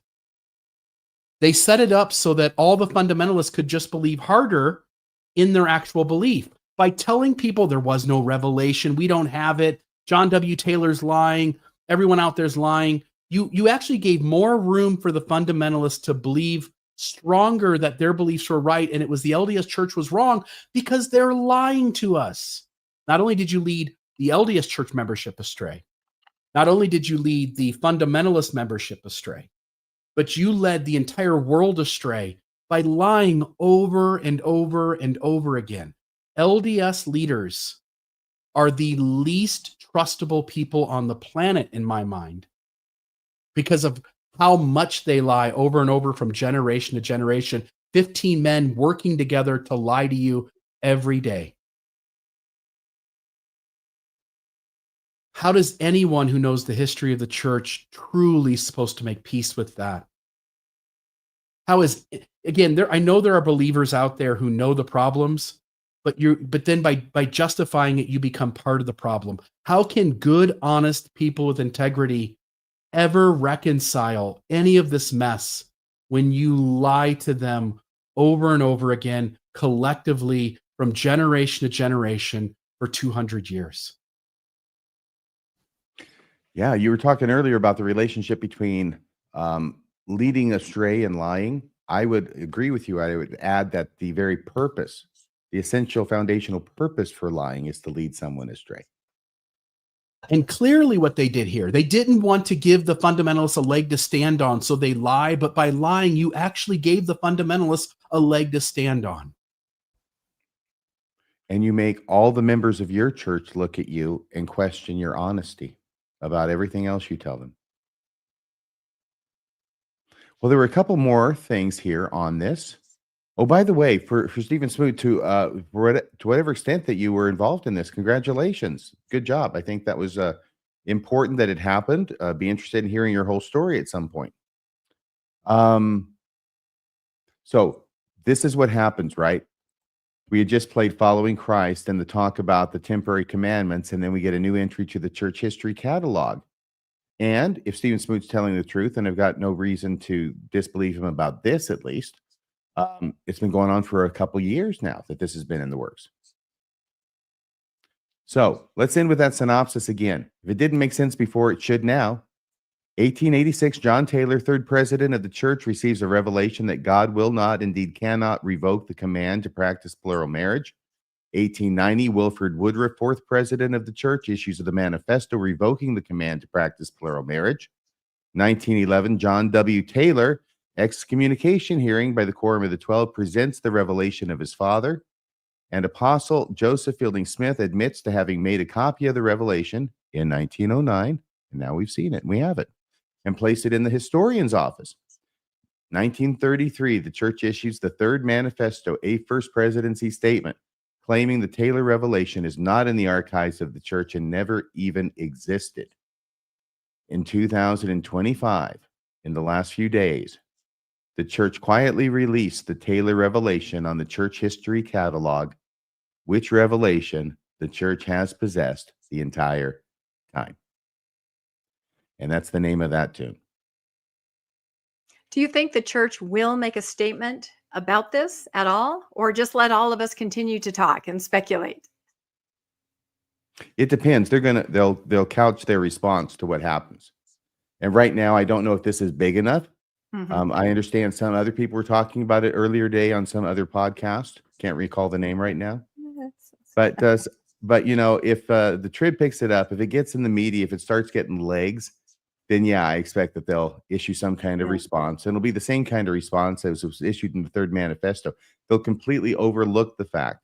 They won't even address the fact that the first presidency of the LDS Church in the Quorum of the 12, they got caught in this massive lie. And that's what, it's not just what this shows, because we already showed that before, right, Bill, before we had the document. This is the exhibit. This is the cherry on top. Well, I sent it to the Trib, so we'll see. You did, really? Of course. Oh, good for you. Good for you. We'll see if they cover it. It'd be a great story for the Trib to cover. Would you get your own byline? Several days ago. Yeah. You haven't heard anything back? No. Okay, they're busy. It'll just pop up in the news at some point. Probably. Well, good. I'm glad you did that. And that's the end of the story. And back to you, Bill. Anything else, Rebecca, on this? RFM, any last words you want to say on this topic? No, I had no idea that was going to be so long, and I apologize. It's really important. I will just say we covered this in the episode we did RFM, but I think at least bears saying here. This was so demonstrable that the church had lied, that its leaders had lied, that even Brian Hales in his write-up article on the John Taylor 1886 revelation says the question arises as to how history might have unfolded if LDS leaders in the early decades of the 20th century had simply admitted the existence of the revelation and classified it with other documents to similar origins. Mm-hmm. And so when Brian Hales is telling you the leaders are lying, you know the evidence is overwhelming. Great job. Amazing. That slide, that was in that show we did over 3 years ago, wasn't it? It was. And you remembered it. You're amazing. Yeah. Okay. So I'll go here to this. Just a little fun stories from the Salt Lake Tribune. Latest from Mormon land. Who belongs on an LDS Mount Rushmore? Cast your vote, they say. I found it super interesting that they limited who you could cast your vote for. There wasn't any write-in option, because you could see how that could go haywire. So they gave you a list of people. And of course, they've got Joseph Smith and Brigham Young on there. And I would say any Mount Rushmore that's themed LDS would need to have Joseph Smith and Brigham Young on it. I agree. But who do you fill those other 2 spots with, RFM? So they basically just went through all the that's just all the church presidents. I thought, on one hand, I thought it'd be interesting if Gordon B. Hinckley and Russell Nelson were next to each other so they could bicker at each other for all time and eternity. I thought that might be interesting. I thought, of all these other ones, when you read a book on the teachings of the presidents of the church or their biographies, there's an old blue book that would have the history of the presidents of the church. And every church president was like 3 or 4 pages because there's really nothing special about most of them. Right. They're pitching the baseball against the side of a barn. They learn better handwriting. Yes. I don't know if that was George Albert Smith or who that was. Heber J. Heber J. Grant. I thought it was he. But they only gave you a certain group of people you could vote for. They didn't want to see anybody else. And I thought, wouldn't it be fun if it was Radio Free Mormon? Yes. John Dehlin on Mount Rushmore. I think that would at least add some integrity to the mount and to the faces that are on it. So I thought that would be kind of cool. I think it should be Rebecca Biblioteca. We need to add Bill in there. There can be 3. Yeah, Bill. Sorry, Brigham, you're gone. Bill, you're in. You could add Lindsay Hansen Park long before you add me. Eugene England, Sterling McMurray, maybe. There's lots of names that could go on there, but I thought that would be cool. Radio Free Mormon and John Dehlin. So that was just a little tidbit story in the Salt Lake Tribune. We can turn it over to this story. Cook contrite over LDS Temple process. This isn't Elder Cook. This is Barry Cook. Yeah. And this is your story, Rebecca? Yep, this has to do with temples. And again, 2 very upsetting stories for me today. The revelation and the final results on the Cody Temple decision. So I'm trying to hold it together, but it's been I'm putting these slides together. It's been rough. So this is interesting. This came out before the Cody, Wyoming Temple decision. So this is the city administrator, Barry Cook. There he is with some kind of, looks like chocolate and caramel sauce at a party. And the headline of the article says, the Cody city administrator will retire after 45 years of public service and 11 years with the city at the end of June. So he's been there a long time. When saying that he was proud of his life's work and his ability to build collaborative, effective teams, Cook said he wishes, okay, keep in mind, this is after 45 years of public service. The one thing he wishes is that he had taken a more aggressive approach to the permitting of the LDS Temple. This is the black mark to him. This is his regret after 45 years of public service. And in retrospect, the city administrator said he should have asked the former city planner to recuse himself from the permitting process. Yes, he should have. Sorry, I'm probably going to yell through this whole thing. But again, this is the scenario of the inside man. No normal person in a town or city government can imagine that there's somebody in their ranks who has a higher allegiance and has actually taken an oath to further the interests of something else other than the town, right? Mm-hmm. We saw this with Mitt Romney when he was running for president, and people question that. When you have somebody who has taken an oath, who is LDS in city government, there is this scenario where they are working to further the purposes of the church. And we saw this in Cody. And this is why everything went so badly in Cody. The city planner was a very trusted individual. He was giving information to the planning and zoning board. And because of this manipulation, alleged, this is why we're in the situation we are here. So he goes on to say in the article, the highs and the lows, with the exception of a few issues over the 11 years he had lived and worked in Cody, Cook says his experience had gone well. One thing he wishes he had handled differently, okay, I already read that, was the permitting of the temple. It was in the realm of the planning and zoning board, but applying for a variance, knowing the former city planner, processing that variance and running it through the system was a Mormon by his religion, I knew there was going to be a perceived conflict of interest between him and the issue. Cook recalled, it was not perceived. It was real, allegedly. I talked to him at the very beginning and I told him, you are going to have to be very careful in how you present this. He assured me that he would remain neutral and not be biased, said Cook. He assured me, but after the process got going and at the tail end, I could see very clearly that he was very biased. Hindsight, right? 2020. Mhm. I'm sorry, this is so frustrating. And of course, we now know that that city planner did resign and is on an LDS mission to Africa. So we talked about that on the newscast several months ago. I trusted the Mormon that he wouldn't be biased in favor of Yes. his church. Yes, that's what I mean. But no normal people, no normal person can understand the sleeper cell quality when you are called up, right? You're called up to the big show. It's your turn to do something for the church. Mhm. And you're going to do it. Cook said he felt a little betrayed with one of his department heads failing to remain impartial. Where have we heard this before? We've heard this in Fairview, where the mayor said he was very betrayed by the LDS members in the area that knew that temple was coming, knew how big it was, knew what it would mean, and never said anything because, they were the ones that invited the temple there. So, people are starting to catch on. Hindsight is 2020, he added, but if given the opportunity to do it over again, he would have removed the planner up front. So we would have had a very different outcome had that happened. Knowing now that even though he said he was going to remain neutral, he couldn't. I would have removed him. The perception was always going to be there, but I look back and kind of regret not taking a more aggressive role as far as disqualifying the city planner, he said. By taking his word for it and believing he would remain neutral when he didn't, I'm disappointed. It split the community and it still lingers here. And this is exactly what we're talking about. Cook said he also wishes the LDS Church and the community had been able to come to a better resolution on the subject of the steeple.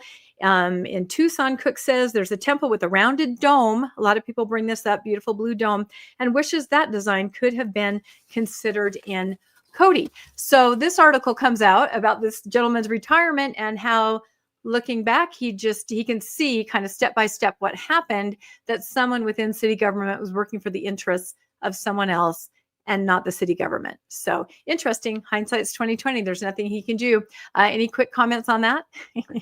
Yeah, like my creative writing teacher, Mrs. Randall, said in 11th grade, if wishes were fishes, we'd all have a fry. That's it, exactly. And I'm not going to have you play this video, Bill, because it was just me. I got the decision from the Wyoming Supreme Court. The residents group there in Cody had gone through the district court. It hadn't gone their way. They had appealed to the Supreme Court. Their case was heard. RFM and I listened to that. It was on audio, and they were waiting for the decision, and it finally came back. So I got the decision. I made this short about it. It's so funny. People are like, well, where's the article? I'm like, there is no article. I'm the news. I'm the one that has it. Exactly. So the decision, of course, is that they agreed with the district court. And so you don't need to play this video because that's basically all I say. And agreed that, yes, the temple was passed by the P&Z board. And I'm going to have RFM weigh in just a second because I had him read the decision. But I would like to say that Cody has been a 2-year process. Mormonish podcast had barely just started when, through a viewer, some of those residents reached out to us and asked if we could help them kind of understand, what is this LDS Church organization? What is happening here? And within the very first 2 months, that temple was approved, and no one knew it was approved. There were more meetings, there were more things going on. And this is what I mean by information from the city planner and the city attorney. They're the ones that tell the planning and zoning board what you're voting on. Okay, you're just voting on that they can build a temple, not the height or any specifics, just that they can build, right? Planning and zoning board, very confused, voted. Mm-hmm. They did not realize that within 2 months of the LDS Church first showing its rendering, they were voting on everything. They were saying yes to the height of the steeple. They're saying yes to the lighting. Because of this, you saw in Fairview how they're able to negotiate. We want this lighting, or we want this, or what about that? Cody never had a chance to do that because according to the district court and the Supreme Court, the temple was passed, the CUP with every single thing that the church wanted was passed only 2 months into the process. And yet it went on for another 2 years because no one understood that it passed. And the reason that happens is when they're getting information and they're being confused by the inside man. So this is how it stands. I have talked to the residents and they say they support the decision. They're good, law-abiding, church-going people. And they said, we gave it what we could. We gave it 2 years. and we've done what we could, and now we support it. But again, this temple it's well underway. I've posted pictures about how bright the lights are. It's like a little city. They're just building and building. And Cody never had a chance like Fairview to try to say, well, let's do this, or what about the lighting? Or they never did. They passed it without even knowing it a year before they even, realized it. So anyway, I'm disappointed, but I'm not surprised. Let's say that. And the one good thing that came out of Cody is that because of that, and because of people reporting, people getting involved, people talking, people posting, people like you posting about it, reposting, other cities like Fairview that come along, they're up to speed very quickly, and it can make a difference there like it has. So do you want to say anything about the decision, RFM? You had read that? I did read it, but I don't really have anything to Yeah. add. It was pretty clear. It just passed. I mean, they just agreed with the district court that it had been passed. The So, whole thing happened because the initial vote, right? uh-huh. There's 7 people on Yep. the board, on Yep. the city council. 2 of them are gone, Yep. leaving 5. 3 of them vote for it, 2 of them vote Yep. against. And they believe that did not pass it because they Right. believed you had to have a majority of the entire number of the Right. board, whether they Everyone. were present or not. And 3 is not a majority of 7. Yep. When actually the freaking statute actually says you have to have a majority of the members present. Yeah. No, that's it. And they 3 also go ahead. Oh, sorry. So it passed there. Now, the problem wasn't just that. The problem is that the city council did not know that they had passed it. Exactly. So therefore, they said, they continued for another hearing about it for another issue several weeks Mhm. down the road. And then it wasn't resolved and they did something else and they continued another few weeks down the road. Mhm. Eventually, they ended up passing it. Okay. The problem is that you have 30 days to file a notice of appeal. And the citizens filed their notice of appeal within 30 days of the last decision. Right. This is the problem. And for whatever It had been reason, passed months earlier. They yes, had no knowledge of that. They thought it was not passed. They right. continue to have hearings. Why would anyone file if you thought it had not passed? This is the confusion that happens with the inside man in a city. And this is what happens. A temple being built in your town is a once in a lifetime situation. These towns, it brings out these, oh my gosh, our code isn't written right, or our ordinance is weird, or we haven't thought about this, or what about voting? You're seeing that in every single town. They had no chance. They had no standing because it was all a done deal long before anybody really even realized what was happening. These deadlines are very strictly enforced. Mhm. You've got 30 days. And the problem is that they filed it within 30 days of the last order that was entered. But on appeal, and the Supreme Court agrees that it was at that earlier hearing where they had 3 to 5 and they didn't think they passed it. Actually, they had passed it. That was the end of it. And that started the 30 days ticking, which they blew totally because they hadn't even had the last hearing within 30 days. Yeah, it So, was over in June of 23. And yeah. you know how long we've been discussing this on the newscast. We didn't even have the newscast then yet. And Mormonish, it was already over. We were beating a dead horse and no one knew it. Right. So they blew this. The bottom line is they blew the filing period, the 30-day deadline to file their notice of appeal. Yep. So there we go. So the temple, it has full go ahead. Like I said, it's already been being constructed, but now it has full go ahead and they can do whatever they want. There were no Can I just conditions. say- There was nothing. They had no chance to make any kind of stipulation to limit lights, to do anything. The church can simply build what it wants. And I just hope that it really will be a good neighbor, because you guys know how you got this in there and you should be ashamed. Sorry. Can I advocate for a change in the law? I hope These so. deadlines have always been hard and fast. But can I suggest that there might be a change in the law to say, if a reasonable person would have That's it. concluded after, thoroughly examining all the facts and everything, that the notice of appeal didn't start ticking until this event, and they did beat that, right? Even though we're finding now in this rather complex and unusual set of circumstances that actually was here, a reasonable person could have thought later, so we're going to count this as good. I think that still takes care of the whole policy reasons for having this 30 days without being so merciless, unreasonably merciless to people who are the plaintiffs, who are just trying to file a notice of appeal and getting a higher court to make a ruling on it. Yeah. without just, cutting them off in situations where you can totally understand why it is that they would think that Yeah. it hadn't started running yet. Yeah. No, it's similar in Lone Mountain too, where they said the residents were not incorporated yet, but the ruling happened so fast. But I understand, there has to be order. So anyway, you can read a lot of different articles about Cody, but that's where we stand. We are done with Cody, and the residents say, you know what? They're not going to let it steal their joy, and they support the court, and they're going to move on because they're gracious, wonderful individuals. But a lot of them are moving. That happens too. All right. I have a couple other quick, simple. While we might be done with Cody, we're not done with temples. No, we have a few more really quickly. I'll go through here. So we have Fairview. Oh, that's interesting. I wonder why that is in there. There we go. Okay. Fairview, the zoning, we talked about how the residents there had petitioned to the Zoning Board of Adjustment and also filed a lawsuit. There's a couple things here that can happen. Did I put the meeting schedule in here? Yes, I did. Okay, that's right. So there's some public meetings coming up on it. The first thing, I'm trying to be quick here because I know the Fairview Zoning Board of Adjustments will meet in executive session on June 30th with their legal counsel. Remember how we talked about last week that the town council got legal counsel for the zoning board to receive a briefing on the legal and procedural matters. A public meeting to determine the board's jurisdiction. That's a question too. Do they even have the right to weigh in on this whole protest zone issue? And that hearing may take place on Monday, July 27th. And then there could be an appeal on Wednesday, July 9th. So it's all kind of moving forward. Now, here are some of the things that I kind of came up with that could happen. The Board of Adjustment could determine they don't have an authority, right? They can't even weigh in on this issue that the residents are saying, you were calculated our protest zone incorrectly. So it goes to district court. They could say that they do have the authority, and then there's going to be that public hearing. They could uphold that protest zone, that it was properly determined by the town. Then the residents are going to take it to district court. Are you getting the feeling here that it's just going to go to district court? The board could say that the protest zone was improperly calculated.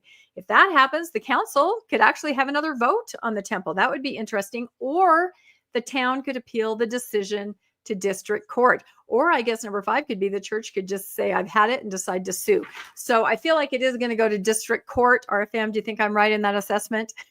Yes, I do. And I did look at the documents in this, and I just want to let you know, even though you don't have the documents put on the screen, the notice of appeal to district court, you notice all the caveats in it? Because right now they filed a notice of appeal to district court, even though the Board of Adjustment just has not made a decision. Right. But that's because the attorney there has anticipated that there could be the same problem that just goofed up the people in Cody. Yep. So he's filing his notice of appeal before the final decision is made in the administrative process. And he may have learned from their example. I don't know. But this is why he's doing that. So that if he's filing it now, which is out of order, but he's filing it anyway, because he says if this decision by the Board of Adjusters ends up not being needed, and the decision was actually earlier, we are within the 30 days. So we've got our notice of appeal in. Yep, I think you're right. I think a lot of people do look and learn from Cody, and I wish somebody would do a whole documentary on it because there are a lot of lessons to be learned there. It's extremely interesting. So, yep, good analysis there. Okay, a couple more quick temple things. We have a temple international here. This is in Buenos Aires, right?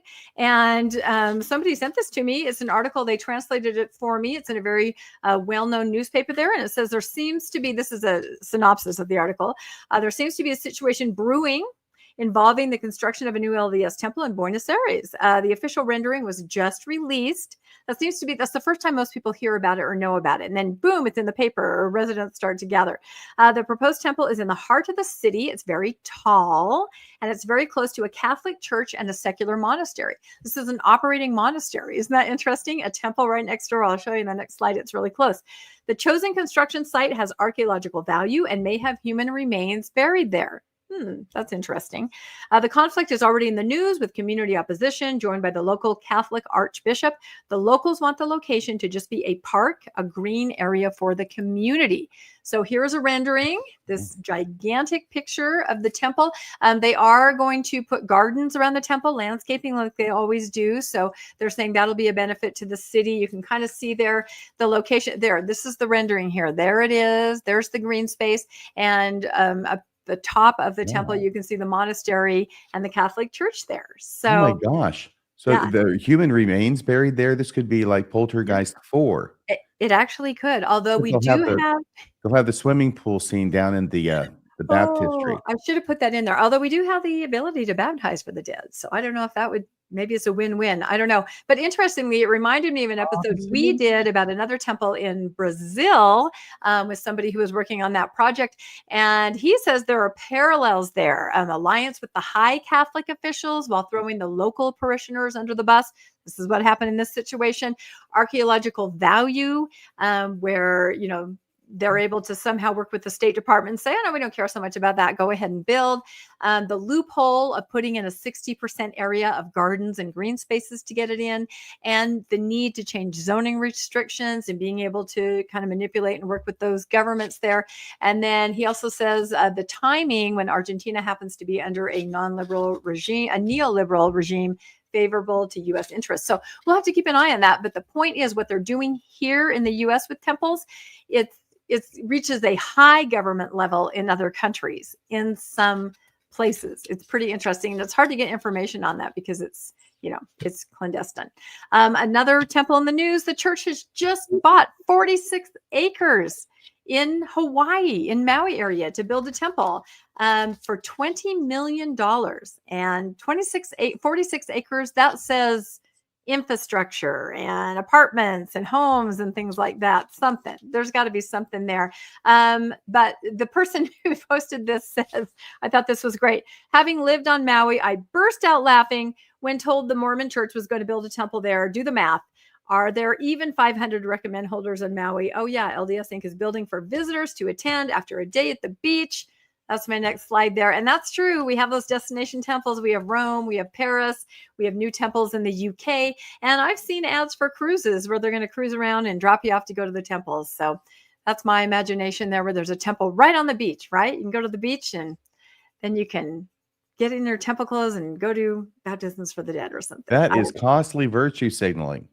I think it might be. Yeah, it certainly is. And a lot of people said, you know, we need affordable housing. They're still recovering from the fire. What is this? You know, why is this going to be here? And then the same person put out these stats saying 9 wards, 2 branches, 1 YSA. Honestly, with the membership being realistically around 1,800, and how many of those have temple recommends? You know, it's kind of the same story in every single place. So I thought that was kind of interesting. And I don't know if we have time to play this. I thought this was kind of interesting. This is the Springville, Missouri temple, which, if you remember, that was the place where they would not say who they were in the city meeting. The town council kept saying, can you tell us who you represent? And the guy goes, I can't say. They're like, what do you mean you can't say? I'm just a church. So there's a reason now. I think they don't, you know, let people know who they are. But anyway, it was approved. It's ready to be built. They were ready to start building. But then. Oh, no.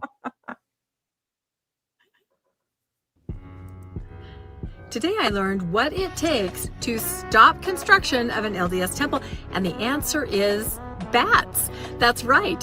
The Springfield, Missouri LDS temple is kind of on pause right now because of endangered bats and their hibernation schedule. Now, apparently these bats can't be disturbed, and on the site where the temple, they want to start construction, they have to clear a whole bunch of trees, and they're not allowed to do that for 7 months out of the year, I think until October. So they just found this out because they had applied for something to do with disturbing the ground as far as water, and that kind of triggered something in a federal database, and they were made aware of the bats. So for now, no construction on the Springfield, Missouri temple, and the bats will be able to sleep peacefully. Let me know what you think in the comments. I love that. So everybody, You gotta go find something endangered. That's what's going to protect your time. Find a bat, find an owl, something. So bats hibernate in the summer in Missouri? Who knew? But they can't start clearing out those trees until the hibernation's over. So anyway, I think that's finally the end of my temple news. I think we're on to Bill now. All right. Let me just note, folks, about 2/3 of the audience is subscribed to the channel that they watch it on, whether it's the Mormonist channel or the Mormon Discussion channel. There's 1/3 of you who are not subscribed. So please subscribe to the channel that you're watching this on. We very much appreciate it. Also hit that bell and make sure that you get upcoming episodes of the Mormon Newscast and the other things we're creating, Mormonish and Radio Free Mormon and Mormonism Live. So please do that, but please subscribe, and we very much appreciate it. The next story is Steeple Doctrine. So to come in with you having talked about the things going on with temples, we had been talking about how there will be ways in which the LDS Church will proliferate its Steeple Doctrine out into the world to establish the ability to go into courtrooms and say, here's the evidence that shows that we actually did teach these things. This was a Stars Insider article, Understanding the Architecture of Mormon Temples. Oh.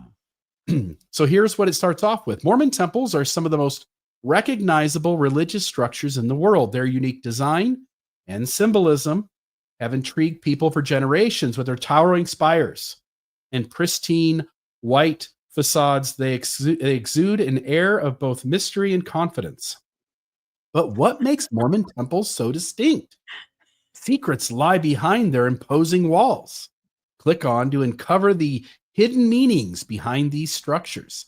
And I'll just note, people don't just create these articles out there. There wasn't some, news journalist sitting around going, I think I'm going to do an article on Mormon temples. I have to imagine the way these things work is that entities can pay some money and have some coverage of that entity. This is written to be quoted. Yes, it is. That's it. So the first slide here, hierarchical architecture. The massive Salt Lake Temple began in 1853 and completed 40 years later is a prime example of the symbolic nature of temple architecture. Brigham Young instructed the architecture to design the Salt Lake Temple with 3 towers on each side, symbolizing the church's leadership and priesthood. Now you have the Melchizedek priesthood presidency and the Aaronic priesthood presidency symbolized by those 6 towers. That would be enough to establish at least a bit of steeple doctrine, but they don't stop there. Highs and lows. The east towers, representing the higher Melchizedek priesthood, would be taller than the west towers, which symbolize the lower Aaronic priesthood. Well, they keep going. Strategic placement. The church's growth in the mid-20th century coincided with the suburbanization and car culture. Post-war temples like those in Washington, D.C. and Oakland were strategically placed along major roads, visible to countless drivers. These towering structures often resembled the Emerald City of Oz, served as powerful symbols of the church. Standing tall, man, this height thing doesn't stop, does it? While practical factors like land cost and the need for additional buildings influenced the choice of suburban locations, Mormon leaders and architects still invested in buildings that tower above their surroundings, representing the church's presence and aspirations. How would it not represent the church's presence, regardless of how tall it was? Well, it definitely represents their aspirations. So there it is. So Wow. That's the end of that one. I think there's an empty slide there. So I just will note, you're going to begin to see this more and more if the church really is set to fight on these temple height issues and make their temples as big as possible. They're going to want to have places that when they walk into a courtroom, they can point people to, and both within correlated curriculum, as well as the general public stating it in other places, all adds to the weight of the argument. And with that, we have a story on floodlight. Yeah, that was a great find, Bill. I feel like maybe some of those quotes will be showing up in articles and conference, because you just have to show that there's a meaning to the steeple, and they've retrofitted the steeple with those meanings. So that was great. Wow. disappointing, but great. Okay. This is an article, actually just sort of a post I found from Floodlit. If you're not familiar with Floodlit, it is an organization that tracks anybody who is a member of the LDS Church who has been arrested for, an SA or a CSA kind of a crime. All the information they get is from documented sources, legal sources. They do not operate on hearsay. They're very careful to make sure everything is very well documented. So this was something that I found particularly egregious, but not surprising. So I'm going to read this first part and then kind of skip through the others and get to what we're really going to talk about. So it says Floodlit has an update on, and again, I redacted all these names just because that's not what this story is about. I'm not supposed to be able to read that name.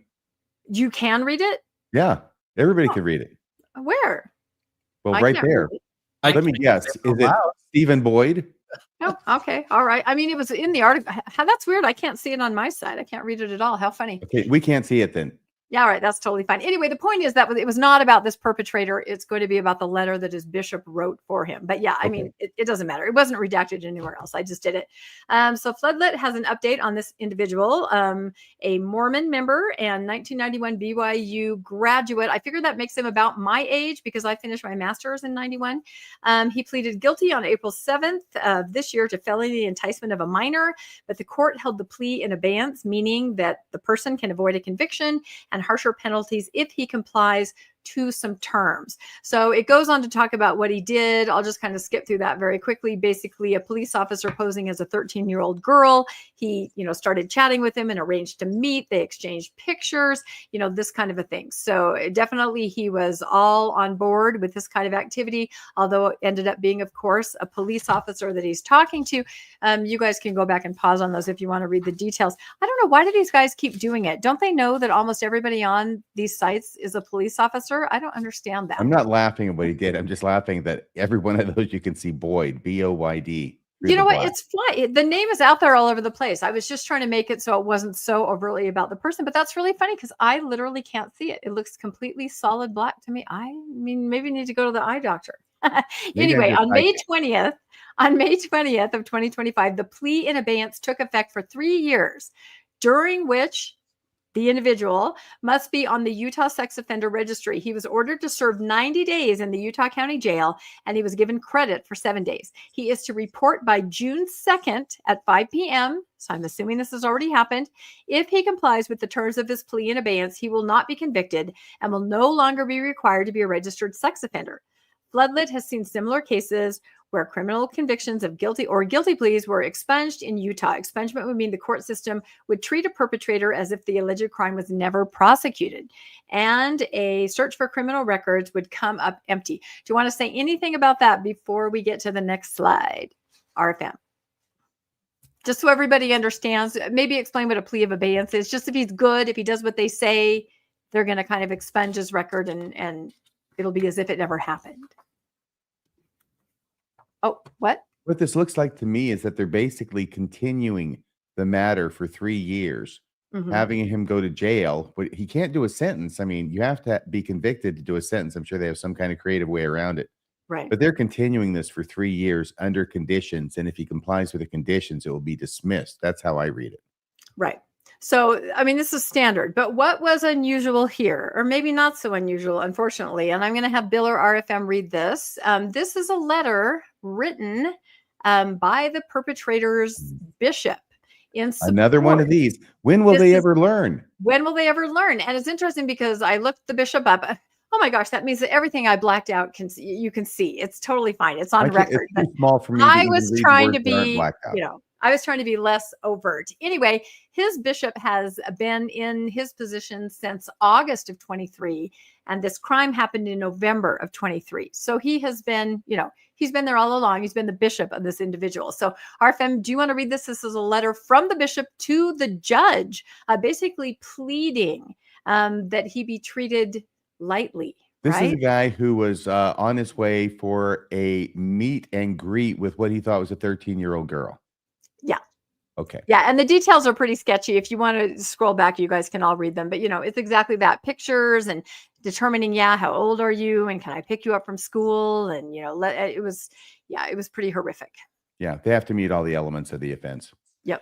It says, Dear Judge Peterson, May 1st, 2025. So it's Yeah, this just a just month happened. ago. Yeah. Okay. I am currently serving as a ward bishop in the Church of Jesus Christ of Latter-day Saints. I'll bet President Nelson is glad he's using the full name. A year ago, blank, a member of my ward, shared with me the difficult path he's been on throughout his life, culminating in the unfortunate events of November 2023. Since that time, it's been my privilege to meet with blank, this guy, my privilege, regularly to offer support and assess his progress. I've been consistently impressed by the specific and intentional efforts he has made to change his habits, attitude, and outlook over the past 18 months. One wonders how he's judging that. At other times in his adult life, he has struggled with depression, isolation, and negativity. While he would occasionally show improvement, those attitudes would soon return. However, the past 18 months have been a stark contrast to any other time in his life. His family members have repeatedly shared with me how much his daily attitude and habits have changed, and that these changes are sincere and have persisted for longer than ever before. He is more positive, quicker to help others, and shows resilient mental health. He is more patient, more forgiving, and truly happier. By the way, this whole letter, it just becomes, look, if this guy had sentenced him like pretty much anybody else, this letter would be distasteful. But this is in the context of this bishop writing a letter and this guy getting a real sweetheart deal. I don't know what the facts are in this case. They're usually pretty cut and dried because you got an undercover cop on the other end of the Craigslist ad pretending to be a 13-year-old and reeling him in. Doesn't always work out that way, but that's why usually they get the goods on them, and that's why they volunteer their age so that they have to show the guy knows or at least believes that they're under the age of consent. Those kinds of things. Right. So usually these are kind of open and shut cases, but he's getting a really, really good deal, and it may have been based on, in part, on this letter. And if that's the case, then it becomes more concerning that the bishop is writing a letter on behalf of the guy who's being sentenced. Of course, I was going to say he's not writing on behalf of the victim, but in these strange cases, there is no victim.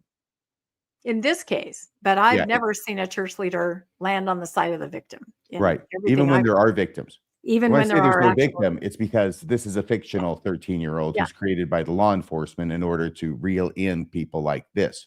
Right. And thank God there's no victim. And this procedure is trying to stop there from being an actual victim by putting this person away over, the bishop's objection. Yeah. Well, the bishop got his way, I think. I believe the intentional... You want me to keep reading this? Yes. I believe the intentional steps he has taken in the past 18 months led to these genuine changes. He has benefited greatly from regular visits to a counselor specializing in addiction. And to my knowledge, has completely avoided negative behaviors since the event of November 2023. Is he talking about porn addiction? He hasn't said anything about any drugs. He has also taken specific steps to strengthen himself spiritually. By the way, porn addiction is something that does exist, but the church tends to see it in any use of pornography as an addiction as opposed to a non-addictive use. He has also taken specific steps to strengthen himself spiritually and stay close to his heavenly Father through frequent prayer and scripture study. He shows complete willingness to positive change. He is a blessing in the lives of his long line redacted. Yeah, I think they're talking about relatives, names of relatives. He's a blessing to his family. I thought maybe it was Wednesday evening. Is he a blessing bowling to his league. family? What? I'm just sorry. It just makes me sick. Yeah. He is a blessing in the lives of his Wednesday evening bowling league. He is a hard worker and has recently been successful as an entrepreneur as well as an employee. It's my strong opinion that a heavy sentence for him would have a severely negative impact on him on something as well as on his blank, his wife, and blank. His could be daughter, I don't know. His blank's career as a youth counselor would also be severely negative. What? He has a relative, it looks like, who is a youth counselor. And the bishop's saying if his relative is known to be associated with this, perpetrator, that can have a very negative effect on his family members' business. So it seems to be about everybody It's a very in the short family word. and everybody's business, except for, well, no victim in this case, but these victims exist. Finally, his behavior since November 2023 is a testament to the positive impact he is already making. I strongly believe that the likelihood of reoffending is as low as it could possibly be. Thank you for considering this letter. Sincerely. Now, the problem with this is that, I mean, if the guy is my problem with his letter is if the judge is a Mormon. Yeah. It'll have sway. It'll have weight. I think it's more likely to have more sway than it would otherwise.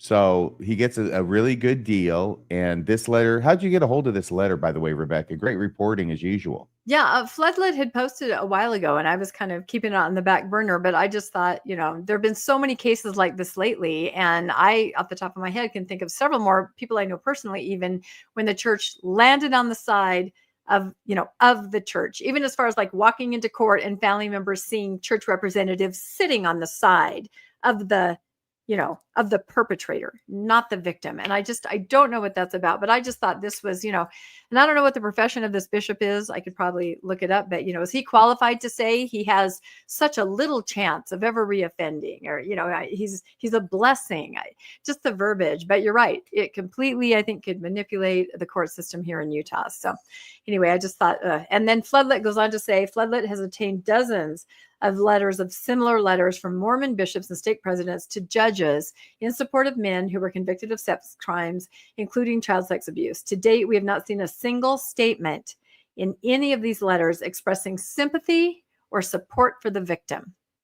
Yeah. And it's not just that, there is no even any sympathy. It's like, well, you're fine. You go over there. I've got to worry about the soul of this perpetrator because I can bring him back to Jesus. I can't.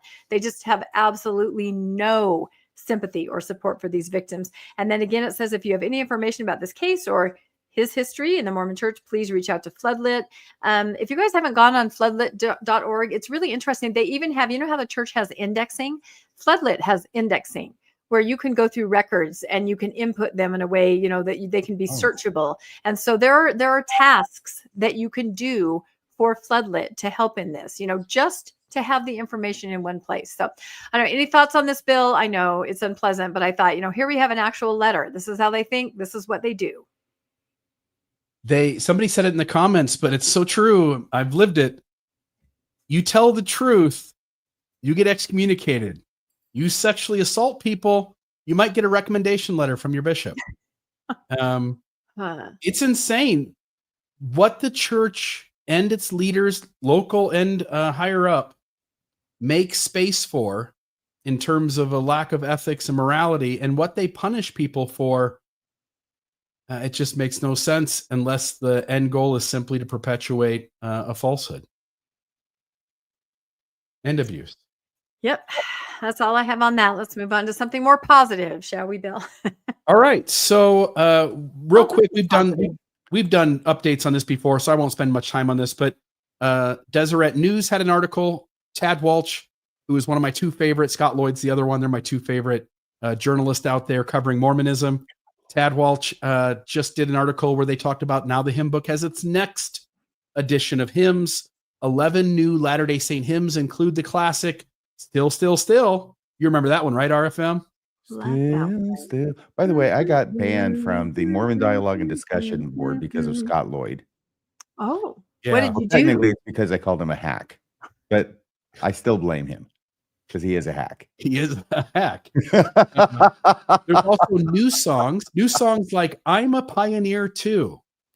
They also show down there below, I'm going to live so God can use me. That is a spiritual. That is a clapping, stomping. This little light is mine. I don't know how they're going to pull that off in sacrament meeting. Rebecca sent it to me last night. Yeah. I mean, it's good. Yeah, it's an old spiritual, but it's like this little light of mine. I don't know that they'll be able to pull that off, but they can try. And then the oldie but goodie, the Lord's my shepherd, but with a new arrangement. So those are some of the new hymns that are out there, and old hymns with a new tune to them and maybe a new tempo as well. And then I'll move on here. I think this is my last story. I hope, just because we have gone a bit long. What's next for BYU quarterback Jake Retzliff? as civil lawsuit unfolds. Really, the bigger issue, I think, for our audience, I mean, he's gonna deal with the consequences of whatever comes about in this case, whether it's the honor code having to deal with him because of breaking the law of chastity, or if in fact they can demonstrate beyond a reasonable doubt that he committed some sort of sexual abuse towards this woman with claims of even choking her. He'll suffer the consequences of that. But the issue for me here is more on BYU and how they're going to handle this, because the church has held everyone at the school, with some exceptions, to a strict honor code. And here's a star athlete. And this gets into the conversation we had last time about the NIL, name, image, likeness money that's been paid to him. So BYU is facing a complicated decision regarding its quarterback, Retzlaff, who is currently involved in a civil sexual assault lawsuit, but has not been criminally charged.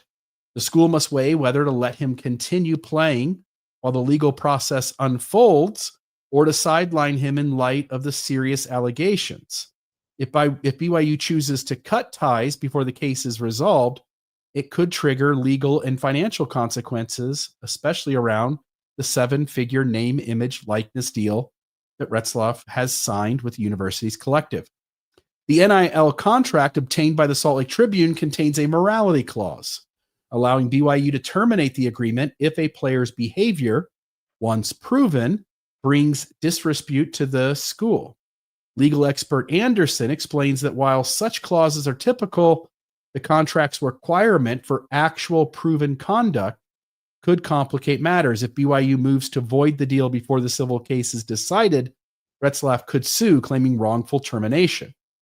More likely, BYU would try to negotiate a quiet financial exit rather than a hard cut to avoid further legal entanglements. Now, that's what the world news coverage has to say about this, and the Salt Lake Tribune was a reference point for other people who were commenting on this news. I think the bigger understanding for us and our audience is the honor code, that by simply having sex with his girlfriend, he's already broken a rule that BYU has clearly established as requiring some sort of discipline.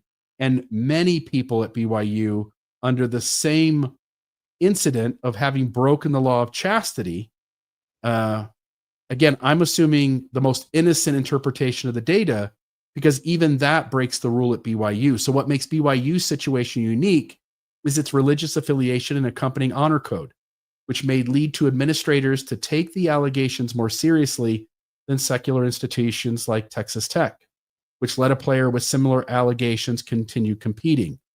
While BYU, go ahead, RFM.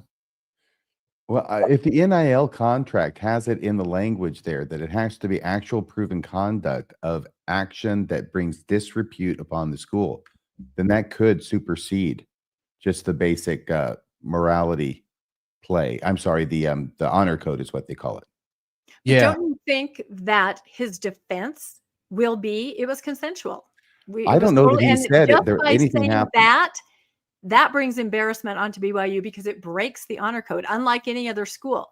So simply defending yourself by saying, and all this is alleged, whatever, but if you were to try to say that alone, like you said, Bill, because of the honor code, that could bring disrepute and embarrassment to BYU, and he could be kicked out of his contract just for that. Yeah. And on appeal, how does BYU win that on appeal when the issue is whether having consensual sex with your girlfriend in an off-campus apartment brings disrepute upon the school? Because everyone knows the standards of BYU, and they expect the people that go there to uphold them. And if it were public, then the school would be seen as, oh, we're still letting them be here. And, we're talking out of two sides of our mouth. I personally know, I was just trying to count up how many people got kicked out simply for having, consensual sex with a girlfriend or boyfriend. So yeah, certainly they can. Situation. My question, and I haven't read the contract, but it seems like it may be a special case for him, that he can't get out of the contract. Maybe they could kick him out, but he's still got the contract, right? Yeah, no, they would kick him out. The contract, then they've got a problem with the contract. Right, but then he could sue. So probably what they'll do is just buy him out. Let's just agree. You take some money. Let's just go, right? And I know his lawyer is you have to try to tell everybody this wasn't a crime. I mean, if it wasn't a crime, we don't know any of those details yet. But say, the suit didn't exist. Say it was just, he was caught having sex. At other universities, that's not a crime, like Bill just mentioned. So yeah, it's fraught. That's The just rape called allegation. Oh, sorry. Go ahead, Bill. That's just called college. When you go to college and have right. sex with your girlfriend, Right. that's just the college experience. But Right. BYU is a different animal. RFM, what were you going to say?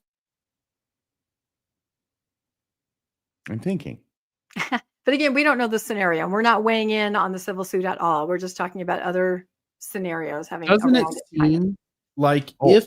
Well, go ahead, RFM, please. I was just What going I'm saying is that the rape allegation is hovering over this Mhm. to the point where Retzloff may be ill-disposed to take any kind of settlement offered by BYU because it would be seen as a tacit admission to the allegation of rape, even though they're separate and distinct. The public mind would probably see it that way. The question that's at the forefront of my mind is breaking the honor code sufficient for breaking the contract on BYU's end? And they may, on the rape allegation, they may have to wait that out because, again, you're innocent until proven guilty. Mhm. Mhm. But it seems like the way BYU is set up, they can and would with any other person who's not a star athlete in this situation, they would immediately take some sort of significant disciplinary action. And if this guy is allowed to play football for Brigham Young University as this case wends its way through, what it essentially tells everyone is that BYU athletes in the honor code, that they're above that, which is much different than the average student. And I think BYU is in a position here where, in order to maintain any integrity, which they don't have much left anyway, to maintain any, they almost have to not let this kid play and essentially suspend him on honor code violations alone and allow this case to work its way through. I'll finish this up. It says, while BYU acknowledged being aware of the lawsuit, it declined to comment further, citing privacy laws. The decision will ultimately test how the university balances legal caution, moral standards, public relations, and financial obligations in an era where college athletes are increasingly treated like professionals. And so we'll see what happens here as time goes on. But that's the end of that story. I wonder if there will not be some kind of protesting, at his practices or at games from women on campus saying, BYU, how can you do you know what I mean? Possibly. Yeah. It might happen. I do. That would be an embarrassment to BYU if there were some organized protests saying, we can't have this guy here. But according to at least that snippet of the contract, the embarrassment has to rise from the breach of the contract, the alleged breach, which would be allegedly having consensual sex at a minimum, right? Okay. But just because there might be protests later on that cause embarrassment to the school, I don't think that means that what Retzloff did caused the embarrassment. I think that's too far attenuated. We'll have to see what happens next. And Bill, you can go ahead and skip my next thing. I'm going to save it till next week so we can spend some time on it. So, okay, then what we've got left is just a conversation about what we've got going on this week. That does it for all the stories of the Mormon Newscast. What are you guys working on this week? I think I have a slide because mine's coming up tomorrow. It's a really interesting, oh my gosh, Unoriginal Jim. He's one of our favorite guests. He's the one that did the fiery airplane spiral of death with us. I know you guys have covered that first. But here he's going to talk about why a literal Hill Cumorah is a huge problem for Mormonism. It's a super fascinating episode where he goes through all the things that have happened in that area as far as transportation and digging and, just everything. And there's nothing there. We're talking about New York.